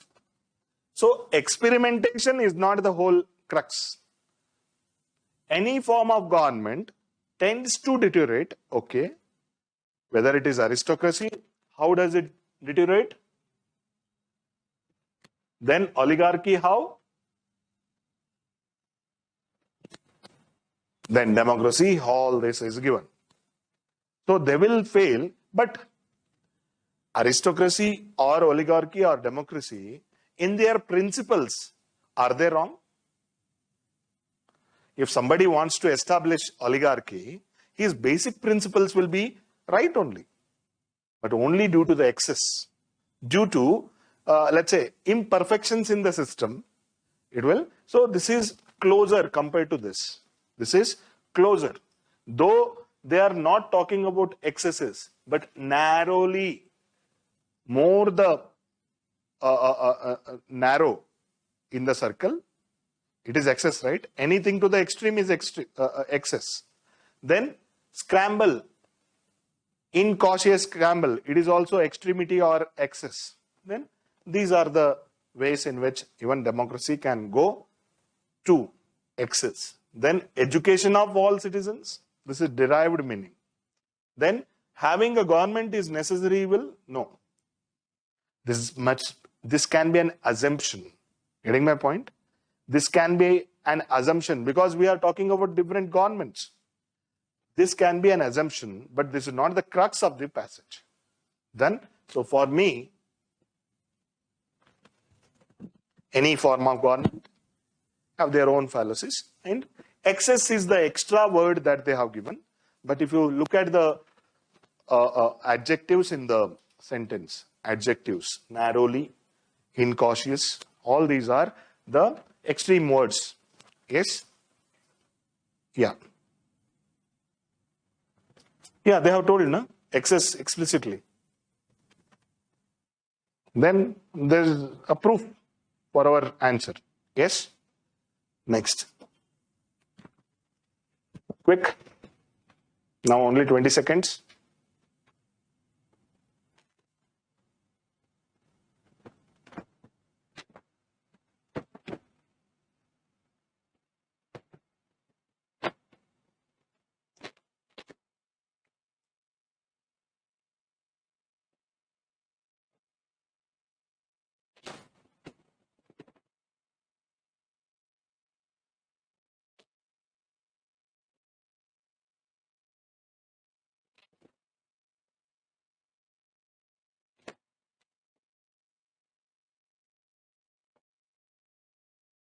What is the gist?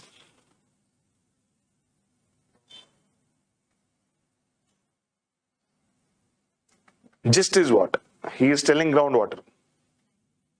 Climate change. Climate change. Groundwater. This is a peripheral idea. Okay. It is an effect of climate change. Okay. Fine. Okay. See, when our object becomes so simple, options will get tougher. Getting my point? If there are so many objects, it is easy to identify. See, climate change, everybody told. Then the options will be tougher. If the crux is identified with ease, then the options are a bit more tougher. Okay? Now, development of regional climatic models help in choosing climate smart agriculture practice. I agree. Development of regional climate models are necessary. That is how we got to know. That is how we got to know. But are they telling about this climate smart agriculture practices? Have they told anything? There is one derived meaning that we should not exploit the groundwater. There is one derived meaning. But other smart practices or technologies, have they told? No. But we'll keep it in question mark. Heavy dependence on groundwater resources can be reduced by adopting dry land cropping systems. Have they told about dry land cropping systems? Again, this is an implication maybe. Implication. Okay, if there is no groundwater, then go for dry land agriculture. That might be implication. But that is not the crux of this passage. Climate changes increase the criticality of water resources while simultaneously threatening it. With respect to these two, this is most appropriate. Yes, but we will check with D also. Climate change caused the farmers to adopt unsustainable livelihoods and risky coping strategies, not cropping strategies. Coping. Coping means coping up with the risk. Climate changes cause the farmer to adopt unsustainable livelihoods, but here the unsustainable thing is only the extraction of groundwater. They are talking only about extraction of groundwater. I would say that is unsustainable. there is full marks for this word, unsustainable. But livelihoods, livelihood is a very big thing. I don't have to depend upon, like agriculture for what? Livelihood. Livelihood is a very big thing. Yes or no? So, they are telling about farming. But livelihood, somewhere connected to farming, but not entirely meaning of farming. Livelihood is different. And risky coping strategies. When we say global warming or let's say climate change, it is not just pertaining to agriculture. It is pertaining to everything. But in this passage, they are not talking about everything. They are talking about only the agriculture. Okay, that too, the groundwater exploitation. Fine. So for me, it is not closest. For me, C is the ultimate option. Climate changes increase the criticality of water resources. That is what has been addressed here, hydrological cycle. Yeah. Then simultaneously threatening it. What is the threat here? Depletion of groundwater. Depletion of groundwater is the threat. Done. But in the examination, all trust me, every option looks the same. For that, like I can't teach anything. I mean, I can't teach to, keep your mind more cooler. I can't teach that one. It is part of your personality.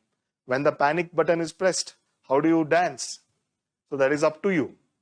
So that is why these smaller strategies will help you to get to the more or the most appropriate option. Then sum up. This is a simple summary. Usually when you have read 20, 30 pages, then you will try to recollect the summary, recollect every word in the article, but you will try to sum up. So especially when a lawyer, like defending someone, or the prosecutor is, prosecuting someone, the judge will not listen to the entire, the autobiography of the accused or something. Finally, sum up, quick sum up, summary, brief. Okay, brief summary, which will tell everything about this thing. But this is not so popular question in the CSAT paper. Sum up, last year only once it has come, and before that only once it has come. Sum up the entire summary. This is not the only crux. This is not the central idea. You are talking about everything generally. Everything generally. It is more superficial. It is more superficial. Not as deep as crux. Not as core as the central idea also. Okay, it is a superficial. Crux is deeper. Central idea is more central. And this summing up is more superficial. Okay. So brief summary, concise idea, or to show most typical characteristics. So basically we are talking generally. One question, quick. That option should cover every aspect of the passage.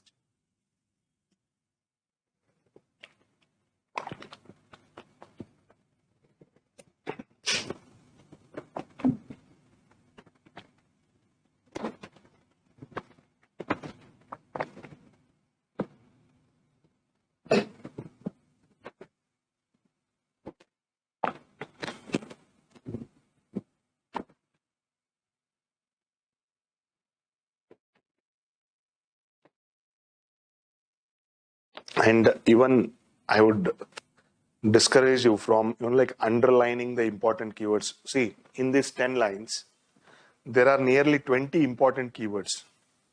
But if you pay attention to every keyword, look at the time positive that you have. Okay, again, don't do anything like underlining.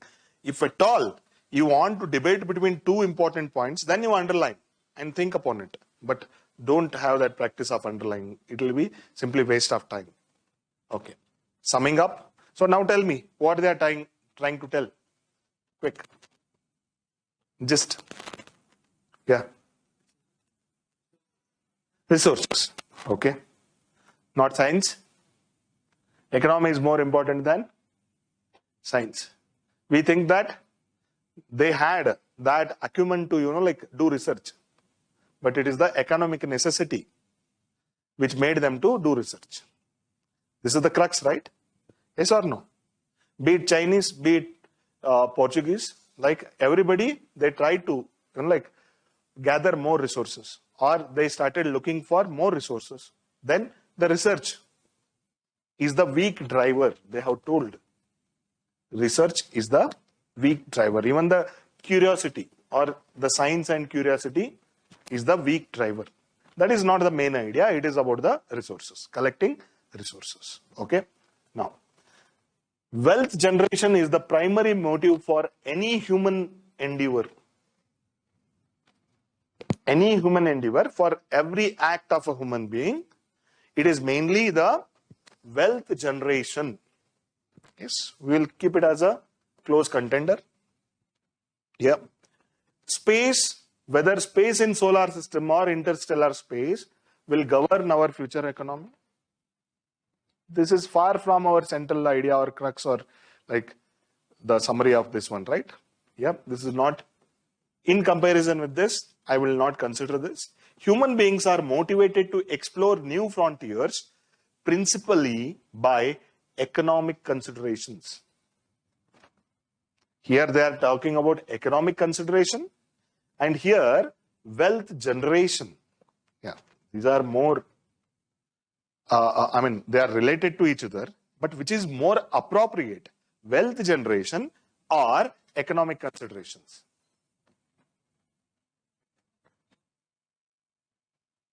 In between these two phrases, wealth generation and economic consideration, I would go with economic consideration rather than wealth generation. For wealth generation, you can be at your place and generate the wealth also. Yes or no? You don't have to travel too much for that. Yes or no? So this is basically gathering. So economic considerations. Yeah. Wealth generation is based on the risk-taking behavior of some men. This is not the summary. This is part of the story. You want wealth, you will take risk. It is not like because of my curiosity I am traveling, then the wealth is following. No. I want wealth, then I will take risk, and the science would help me. First is wealth. So the close contenders are only C and A. But here mainly motivated to explore new frontiers. See, this is like everything is there in this sentence. Exploration is there, motivation is there, even the economic consideration is there. Here this becomes a bit narrow. Wealth generation is the primary motive of human endeavor, for any human endeavor. So if I consider this phase with the exploration of new frontiers, human endeavors and exploration of new frontiers, this will be more appropriate for me. Exploration, this is more precise. This is more precise. This is very, very, very, very generic. This is more precise. Done? Yeah. So answer is C. Inference. Don't worry about this critical, scientific, rational, all that thing. You focus only on the word inference. If you are a student of science, and definitely up to 10th standard, everyone is student of science. Whenever we made experiment, we drew 3 columns. Yes, one is experiment. You don't know anything. You just carried out experiment. You got some inference. Okay, when you burnt some salt, you got blue color. That is the inference. When you burnt some salt, you got blue color. That is the inference. Final is conclusion. You will say, this salt is this only. Conclusion is more assertive. More assertive. Inference is, yeah, this is what I have seen. This is what I saw. Then you will have a model, or you will have a support of the theorem, or like some results. Then you will say this is this only. This is more assertive. Inference is, in the morning I saw red color in the sky. That is inference. When you say this red color is due to this phenomena only, then that is the conclusion.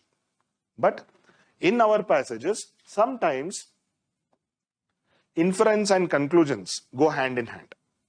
Go hand in hand.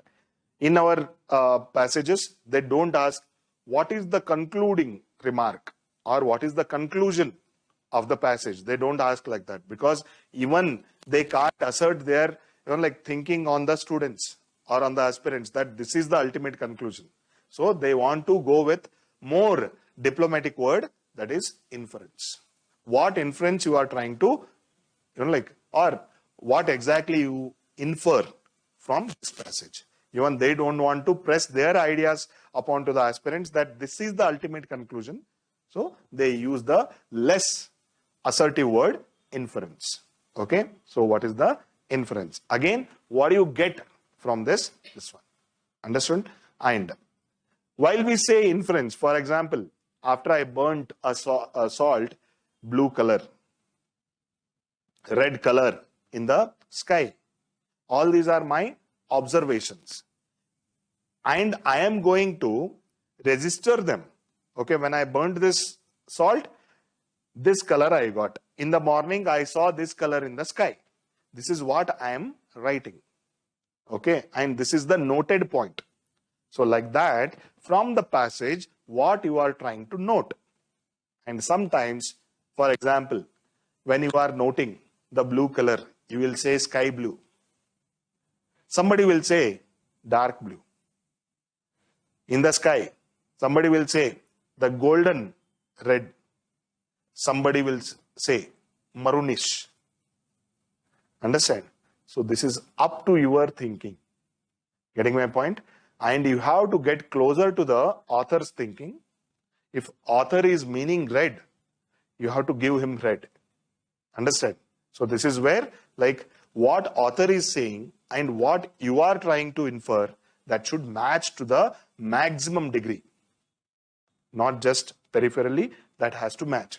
So in such questions, even we can't say that this is the ultimate thing. The person who has made the question, he has to finally give the assent. This is what I had meant. Understand? And this is elusive. This is elusive. You can't like press upon the question maker that, sir, you were wrong. He will not be available for discussion. So be careful in such questions. Whenever you are drawing the inferences, be careful. Even while you are making the assumption on behalf of author, there also you have to be careful. But all other questions, fine. Yeah, there will not be much dispute. Here, when it comes to author's assumption and the inference, you have to be more careful. Okay?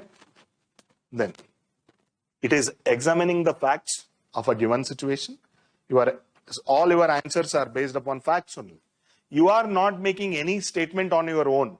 You are making a remark on the fact which is printed in the passage. You are not making your own opinion. Depending upon the fact given, you are registering something. Then determining what those facts suggest. Facts are very important here. Whenever you mark something, what is the supporting fact? That has to be in black and white in the paper. Then it is a logical conclusion based on analysis of known objects. Again, facts, sensations. So basically here the main word is facts. Your answer should be based upon a certain fact. You should be able to mark that fact. Because of this fact only, I am inferring this one, or I am getting this inference. Understood? Yeah. Central idea, among all ideas, most central. Then crux, more deeper. Summary, more superficial. Yeah. Here, this is inference. Facts are there, you are trying to infer something from that. Okay. We'll try to 20 seconds strictly.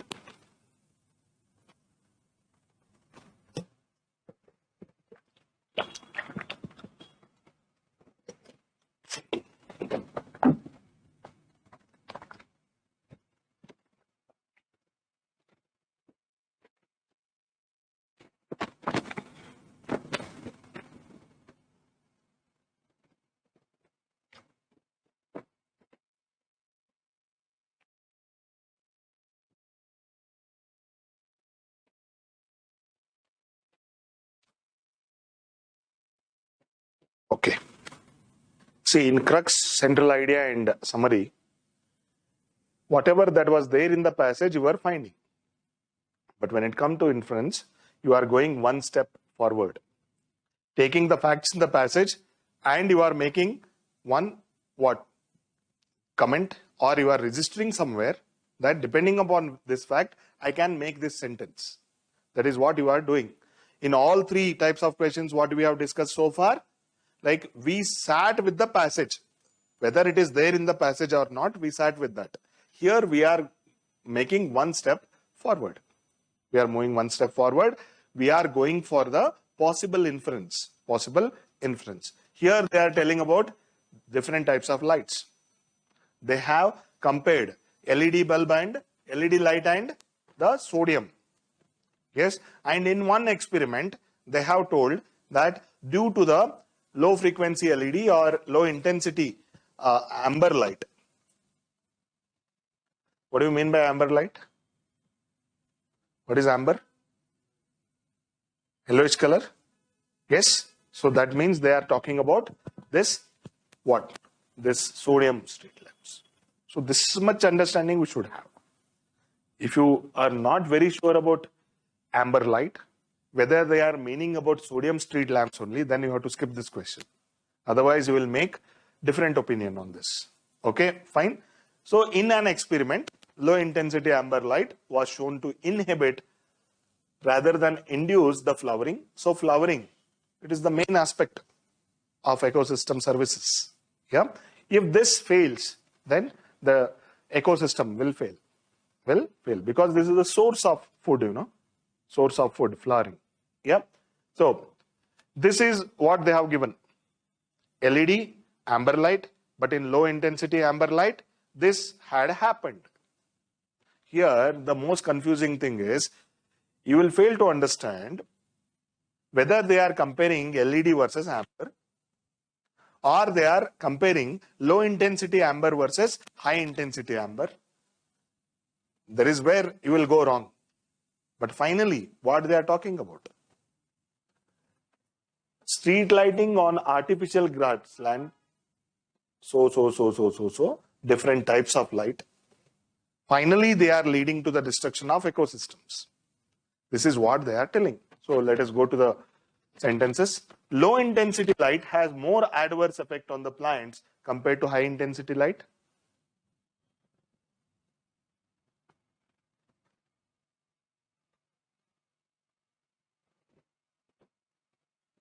Then what is the fun in comparing this amber light with LED?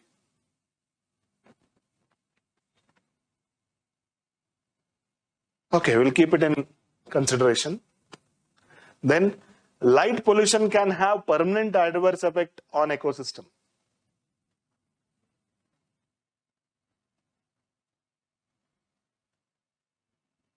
No, it will not have adverse effect. What are they telling? Light pollution, no? It can be any light.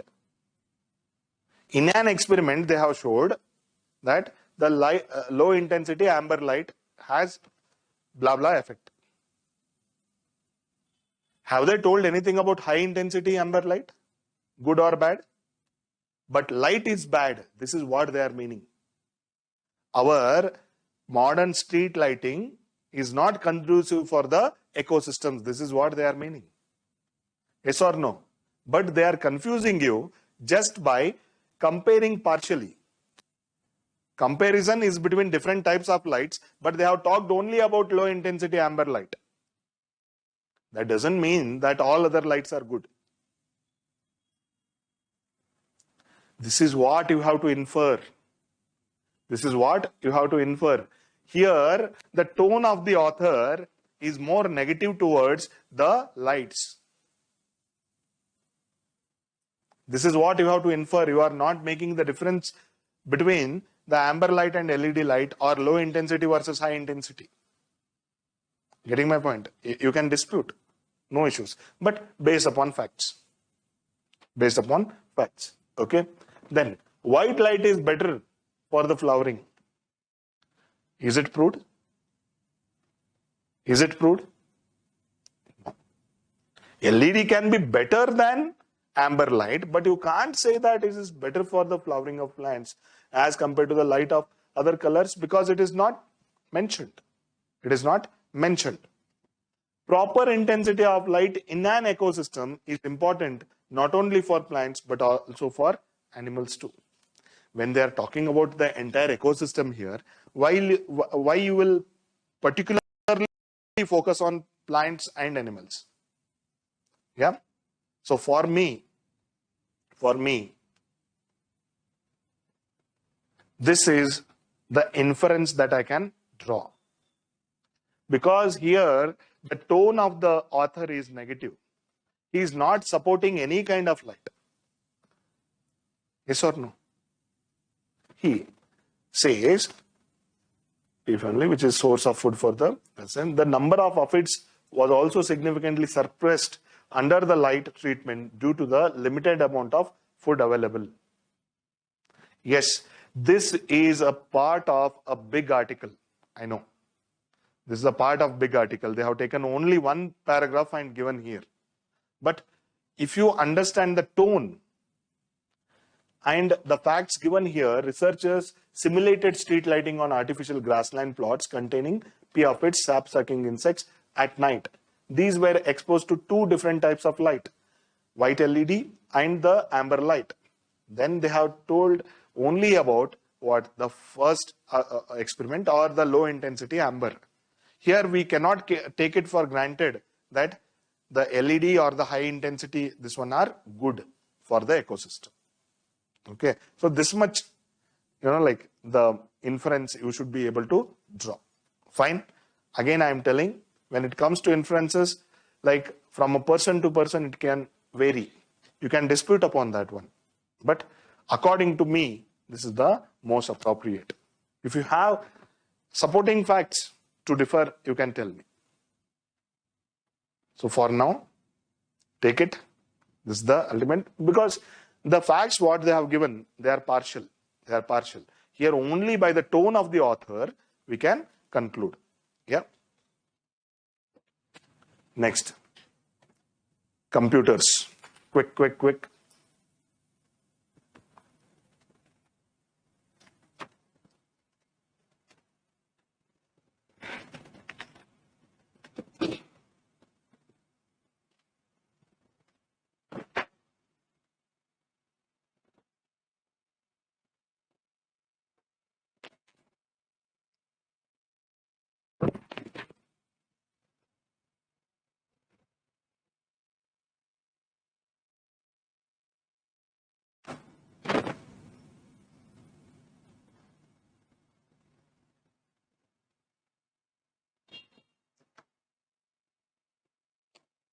Done. Yeah. So I have told you, we have to go one step forward while we are taking the inference. They are talking about computers and where all the computers can intrude our life. Yeah, that is what they have told. So next step is what? We have to take care, right? They have told how vulnerable we are. So next step is what? We have to take care. Yes? So let us see. Computers are not completely safe. Yeah. This is told in this one. They are not completely safe. Yeah. Companies producing the software do not take cyber security seriously. This is an assumption. This is an assumption, right? You are making a statement which is not verified. Do you think that companies are not taking off this one? So this is an assumption. So I can't take this. Stringent data security laws are needed. Yeah. This can be inference. So we are vulnerable. So we have to take care, but they are talking about data security laws. This is made by state. Made by state. Okay, next. The present trend of communication technologies will affect our lives in future. It is instructing to the state that we should have laws. Here, it is telling that the future of the communication or the present communication is affecting our life. And they are not telling that this affect is positive or negative. Affect is verb. Affect is noun. Yes or no? Affect is noun. Affect is verb. We don't know positive or negative. Yes? So, what should be the answer? Computers are not completely safe. This is just a statement. This is just a statement. Okay, we'll consider this. Stringent data security laws are needed. First, we have to take care by ourselves. Then the government will make law for us. So this is very farther according to me. So I will not consider this. Now, present trend of communication technologies will affect our lives in future. Is it affecting now? But they are talking about the Internet of Things. It is not everywhere now. It is not everywhere. But in the near future, it can be everywhere, which is based upon the present technology. Yes or no? Then they are talking about the car, which is remotely driven.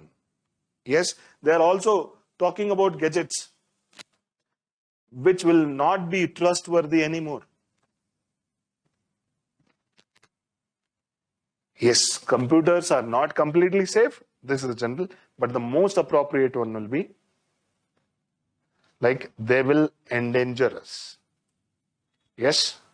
So I will consider this as the most critical inference.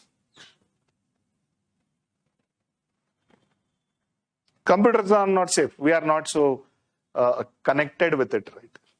Like, I mean, we are not connected with this sentence. We are connected with computers, but we don't get connected to the sentence very easily. But this one, yes. And they are telling about the human's life mainly. They are telling about the human's life. Yeah, day-to-day life they are telling about. Okay, done. Again, these small intricacies will be there. And I have told, even my answer may not be perfect one.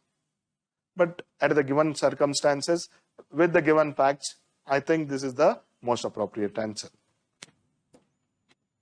Next, message. This is as good as a film's message. What exactly it is trying to give you. Again, it is very personal, very subjective. But again, we should try to match to the frequency of the author. And that would be got by the tone of the author. Fine? Otherwise, films wouldn't have been films. They would be simply documentaries. Yes or no? There's a difference between documentary and films, right? Yes or no? Documentary is more factual. It will give factual, don't give opinion. We have to form the opinion. Films, they will try to get some opinion out of you. They will, like dilute your mind to give certain opinions. So, you are subjected to the effect of that particular piece of movie or this piece of article. Okay. So, it stands out from less important communications, the most important communication. KGF, what is the most important communication that it is making? Do crime, huh? Do crime, be hero. It should not be missed in the flow of less important messages. So this is the most important message or the lesson that it is trying to give it to us. Okay. And it needs to be addressed quickly also. It needs to be addressed quickly also. That is, the most burning thing. Most burning thing. Okay, fine. So, KGF, what is the message? Should do crime or should not do crime? You have not watched. That is why I am asking. Even I have not watched. KGF 1, though I am sure, don't worry, you do crime. For your bread, if you do crime, that's okay. But in the second one, I think it has been completely covered that we should not do crime. Okay, don't worry. Don't go and see the film now. It is not the time. Okay, so the most important message we have to take. Most important message we have to take.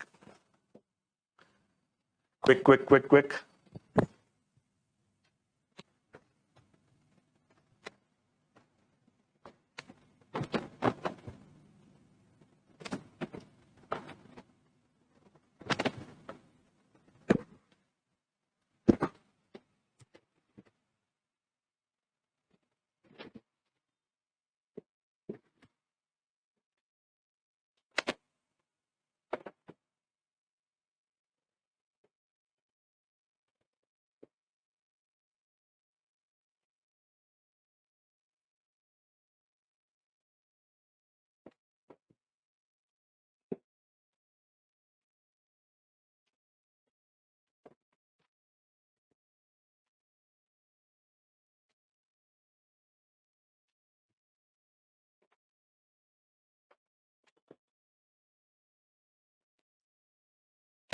Okay.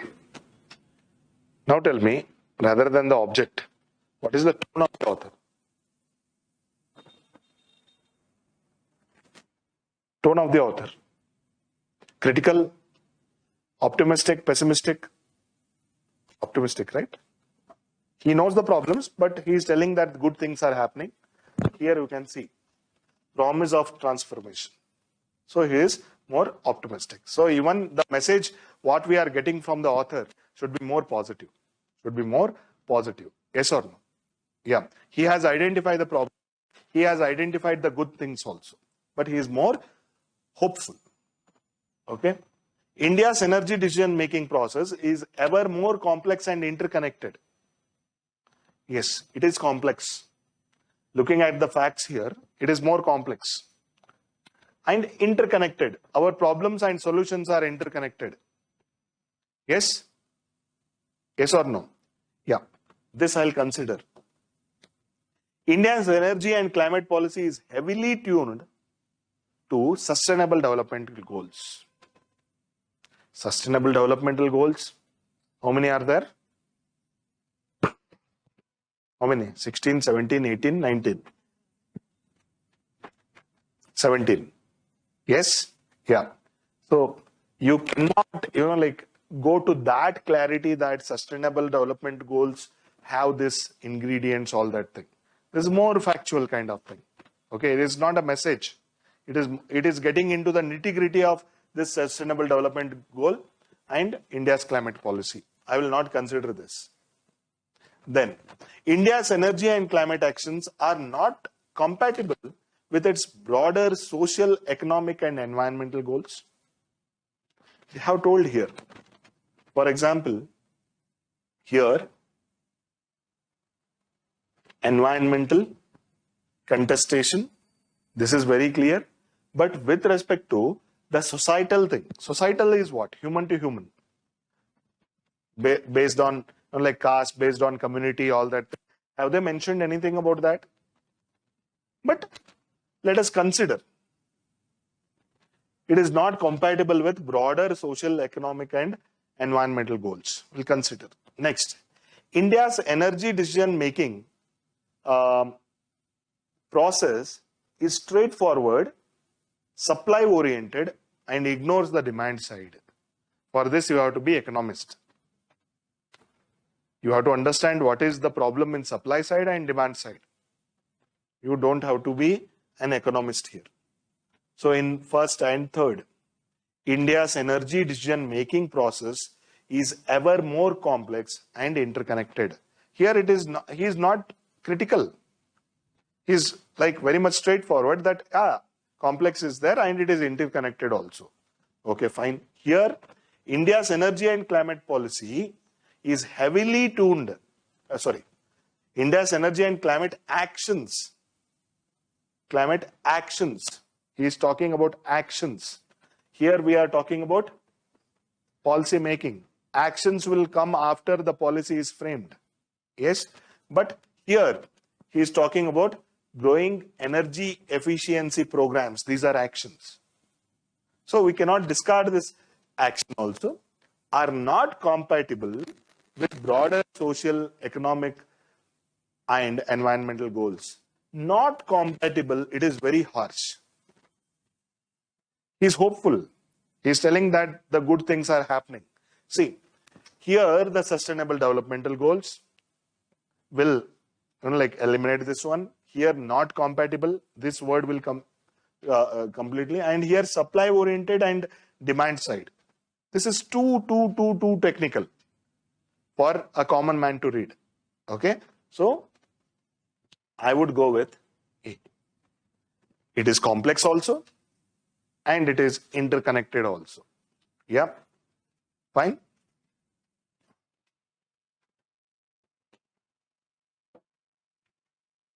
Quick, 20 seconds.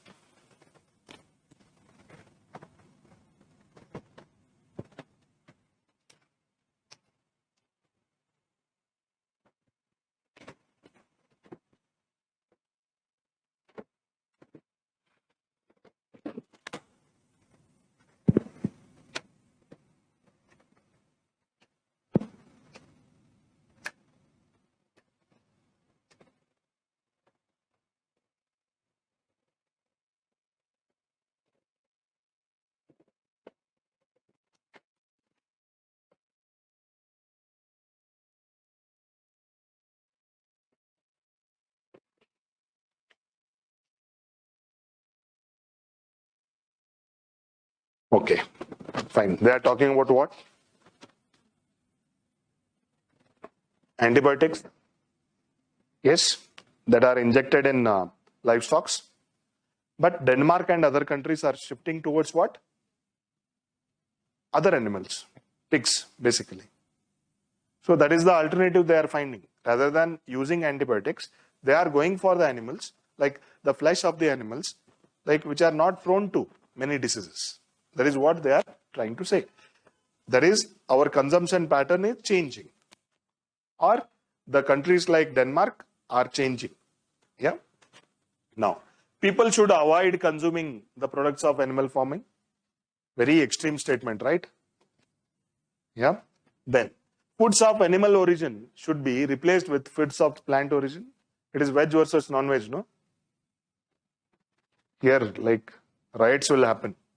Especially in Kerala, Karnataka and all. Yeah. Then using antibiotics on animals should be banned. Yeah, this is more concerned. Yeah, should be banned. Yeah. Then antibiotics should only be used to treat the diseases. This is overstatement, you know. You have been given only like few seconds to talk. You are talking for hours here. Okay. This is overstatement. So this is not. So the most appropriate is using antibiotics in livestock should be banned. Yes. Already the countries like Denmark and all, like they have banned antibiotic growth promoters and they have shifted to other alternatives. Yes. Okay. Then assumptions, as I told earlier, assumptions, these will happen prior to the writing of the passage or writing of the article. Okay, this will happen prior. Whose assumption is this? Author's assumption. So we should be more closer to his assumptions. Okay, but again, more disputes will come in these questions only, especially in inferences and assumptions. Okay. It is an unexamined belief. Author must have, like written in his own, this one. See, there are some texts, there are some like novels or something, or even for that matter, movies. When you see a movie without knowing the director's name or without knowing the, like, who has written the story, you will at least make a guess that he must be the director or he must be the this one, because the presentation or the story is like that. Yes or no? So like that, you are trying to go to the author's mind here. Author's mind. Okay, fine. Again, there can be disputes here. There can be disputes, but we have to try to the match to the expectation of the author here.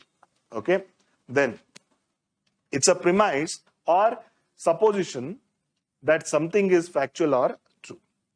Okay, you give me a like piece of writing by any famous author, especially in Kannada, I would easily say this is written by this fellow, because the tone, the use of vocabulary, and the presentation, sentence construction, we can easily say this is the author. Understand? So like that, you should try to go to the mind of the author, and this is the act of taking something for granted. That is why the dispute will arise. Dispute will arise because I will make my own presumption or assumption with respect to that writer. That need not be right, because I don't know everything in and out of that author.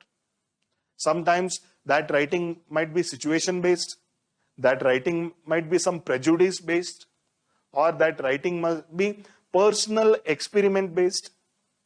So it depends. So that is why, like, be careful in the questions where the assumptions are asked.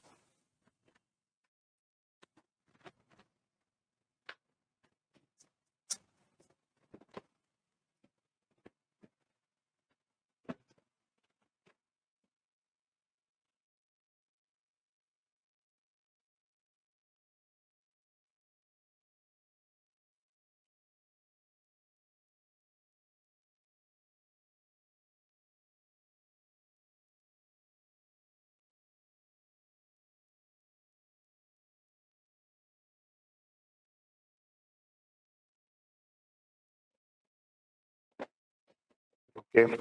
What do you mean by denomination? If you don't know the denomination here, you can't attend this. Religious denomination is a community or a subgroup in a community, like, which will have their own traditions. They will have their own traditions. It is not associated with the entire religion. It is part of that religion. So religious denomination is part of a religion who have common traditions. Okay, fine. For example, in Hindu religion only, traditions are different. The way we conduct marriages are different. The way we conduct other religious ceremonies are different. Yes, but that is a denomination. Like, some Hindus burn the bodies, some Hindus bury the bodies. Understand? So there is a difference in customs. So that will make them different denominations of the same religion. Okay. So here they are telling, if everyone is left to be a judge of his own religion, like, everything is good. Others' religion, everything is bad. So it is just like our first this thing, natural state and the civil state. Understand? So here, this is part of our constitution also. Like, we are not promoting any, we are not interfering with any religious practices, only when it is, like, ultra vires, or like when it breaches our constitution or the provisions in the constitution, then we will think upon that practice, whether that is essential religious practice or not. Then we decide, like, whether it is constitutional or unconstitutional. Then there are many things. So religion is such a thing, like, we don't know what will be the ultimate, like, justice that is done with the people who practice those religions. Okay, constitution and religion always will be at loggerheads. So here, first option, no man can live without adhering to some religious denomination. Yeah, this is fact, but in passage, is it explicit? Like, every man will get associated with one or the other religious denomination, but we cannot discard this also. We'll keep it in count. It is the duty of everyone to propagate one's religion denomination. So here, duty is not a right word. It is choice of that person. It is choice of that person that he promotes, that his religion as the ultimate one. Religious denominations tend to ignore the unity of man. Ignore the unity of man.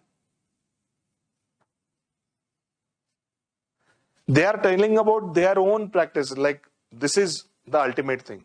The religion which I am practicing, that is the ultimate thing.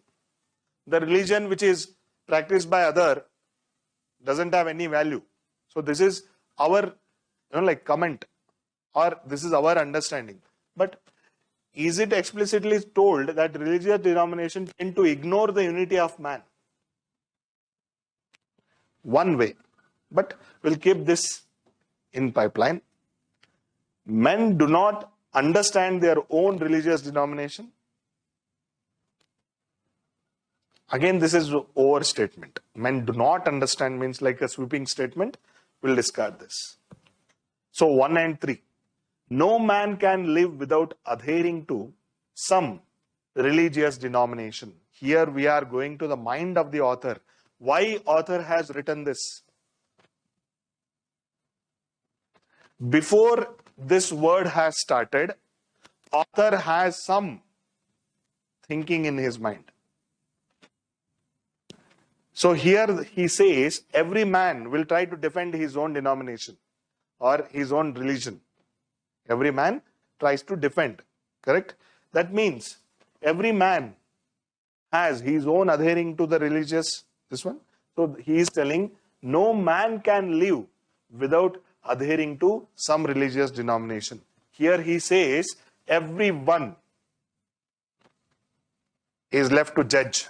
They will judge in their own way, correct? That means when he say every man, that means every man must be adhered to some or the other religious denomination. On that pretext, he is telling this passage. Okay, we'll go to the third one. The religious denomination tend to ignore the unity of man. This is the message that is giving. Getting my point? This is the message or the inference that is drawn out of this passage. This is what is concluded by me or some reader. But this might not be the presumption or the assumption of the author. Assumption of the author is like everyone is glued to some or the other religion. That is why he will try to defend. It is not because of this defense, like this assumption is there in the mind of the author, we can't say. This is the effect of this. Every man is trying to defend his own religion and criticizing the other religion, then it will break the unity. That is the inference. That is the after effect of this passage. But before this passage is written, we go with the presumption that no man is away from any religion, or every man is adhered to one or the other religion. Okay, so this is the most appropriate one. Fine. This you can solve. Okay, I'll not solve. This is a bigger one. You can solve later. The final thing, not final, like implication. Again, this is the effect. What it will lead to. A possible future effect or result. Again, this is like inference. Inference is more factual. This implication is the ultimate thing that will happen. That is the effect that we are seeing because of the passage. Because of the passage, what effect we are seeing. Something that is made without saying it directly. Implication. Again, here there might be some variance in the implication. The way you think need not be same as your competitor. And you have to think from the perspective of author also here. So that is the challenge. Not explicitly stated. You are not depending upon, you are depending upon facts, but you are not depending upon the statement which is already made in the passage. You are making one more statement on the given passage, and which is the most appropriate. Again, this is a challenging one. Okay. central idea, crux, and this one, what summary you can easily make. But inferences, assumptions, and this implication, this will be a bit disputed. Okay. Okay, I'll take only a smaller one. Yeah.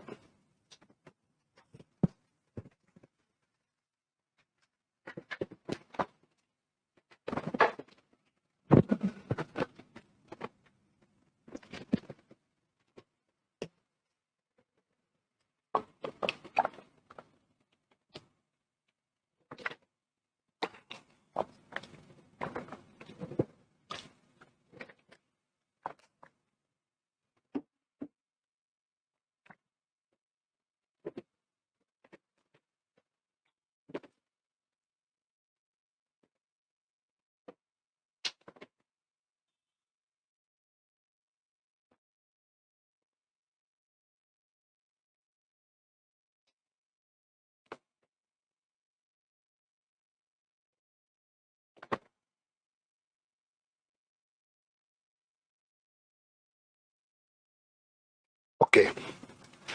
In the environment related passage, what we had seen, like he was more positive, right? That person was more positive.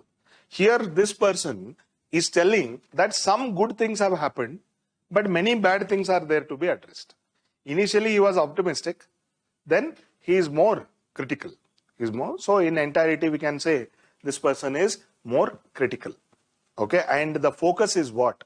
Focus is the recapitalization and debt resolution. These are the two things.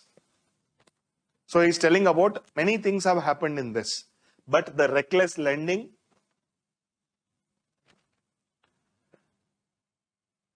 he is criticizing, and the systemic reforms he is trying to bring. He's trying to bring the systemic reforms. So what are the implications? Or they are told practical suggestion implied.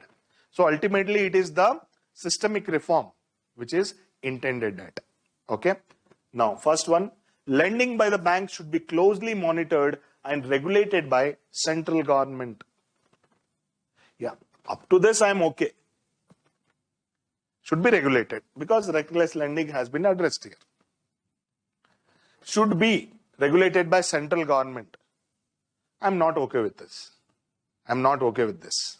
Okay, fine. Because they are telling about particular organization. So I'm not okay with this. Even if they had given RBI, even I wouldn't have been okay with this. Okay. If they had given, they should be regulated. That's it. Passive wise, it would be understood without mentioning about the subject here. Okay. Then interest rate should be kept low so as to induce banks to lend more, promote credit growth. He is writing whole economy here. Almost all keywords in economy, it is coming here. No. Merger of many banks. Have they talked about banks here? Merger? Have they talked? No. We'll come back. Indian banking system requires structural reforms as a long-term solution for bad loans problem. Structural reform is there. Bad loan is there. Bad loan. Reckless lending will lead to bad loan. So, this is just on the virtue of having central government in the sentence. I discard. This I will try to select. But here they are talking about too much deeper economy things. That is why I don't take this. Merger of many banks. Why should a common man understand the merger of banks? For a common man, if it is the first piece of article in economy, why should he understand merger of many banks? Yeah. So that is superfluous. Like we need not think about those things. So the most appropriate would be D. Fine. Yeah. You are agreeing to me because it is 1:40 now. It is of the what? The considerations of the stomach you are saying, okay, sir. Fine. Okay, this is by mistake. Final is corollary. Corollary. I told already some experiment and the result we have got. Already something is proved. And you are taking some part of this as a conclusion. Because of this theory, you are taking that option. Okay, corollary is a proposition inferred immediately from proved proposition. Depreciation could be suddenly inflation. Inflation, suddenly price rise. Yeah, price rise, suddenly other thing like that. Immediate effect. Immediate effect or the most like core like proof or the very nearest drawing. Okay, it is a natural consequence of something else. So keyword is immediate consequence. Immediate consequence. You have to think of immediate consequence, not the farther. So let us see the last passage here. Rural poor.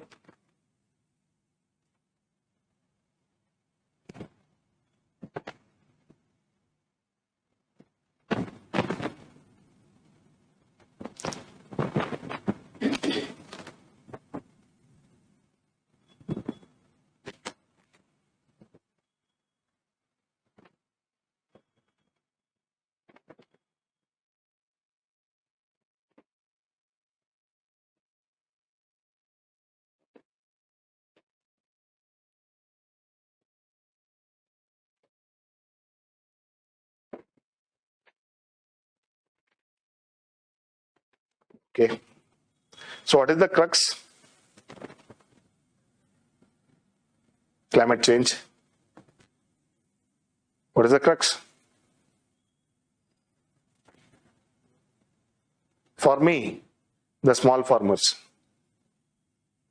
Crux is small farmers. Here the climate change is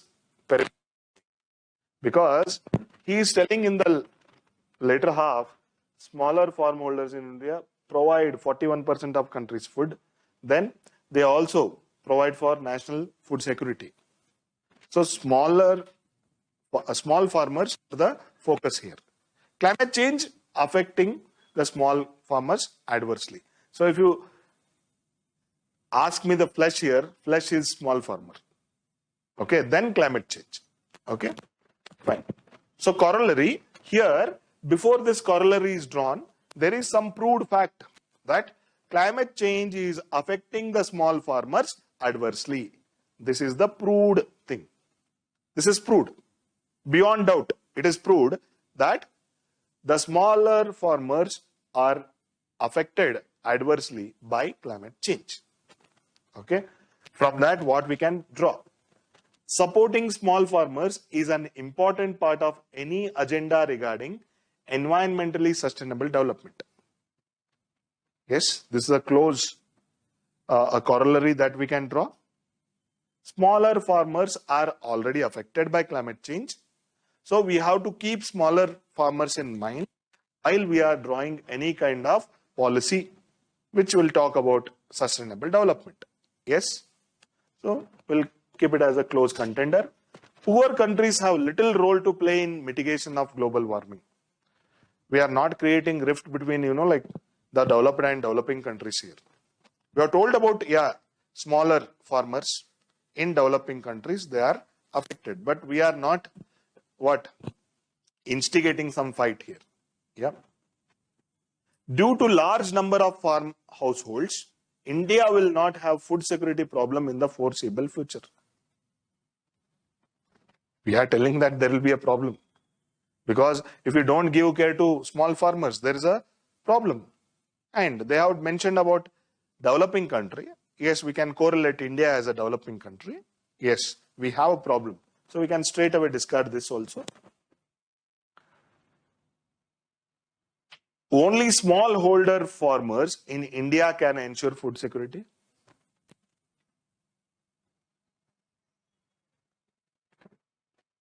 Or you can say only small. Yeah, if you say smallholder farmers in India ensure food security, that's okay. General statement. Only extreme statement.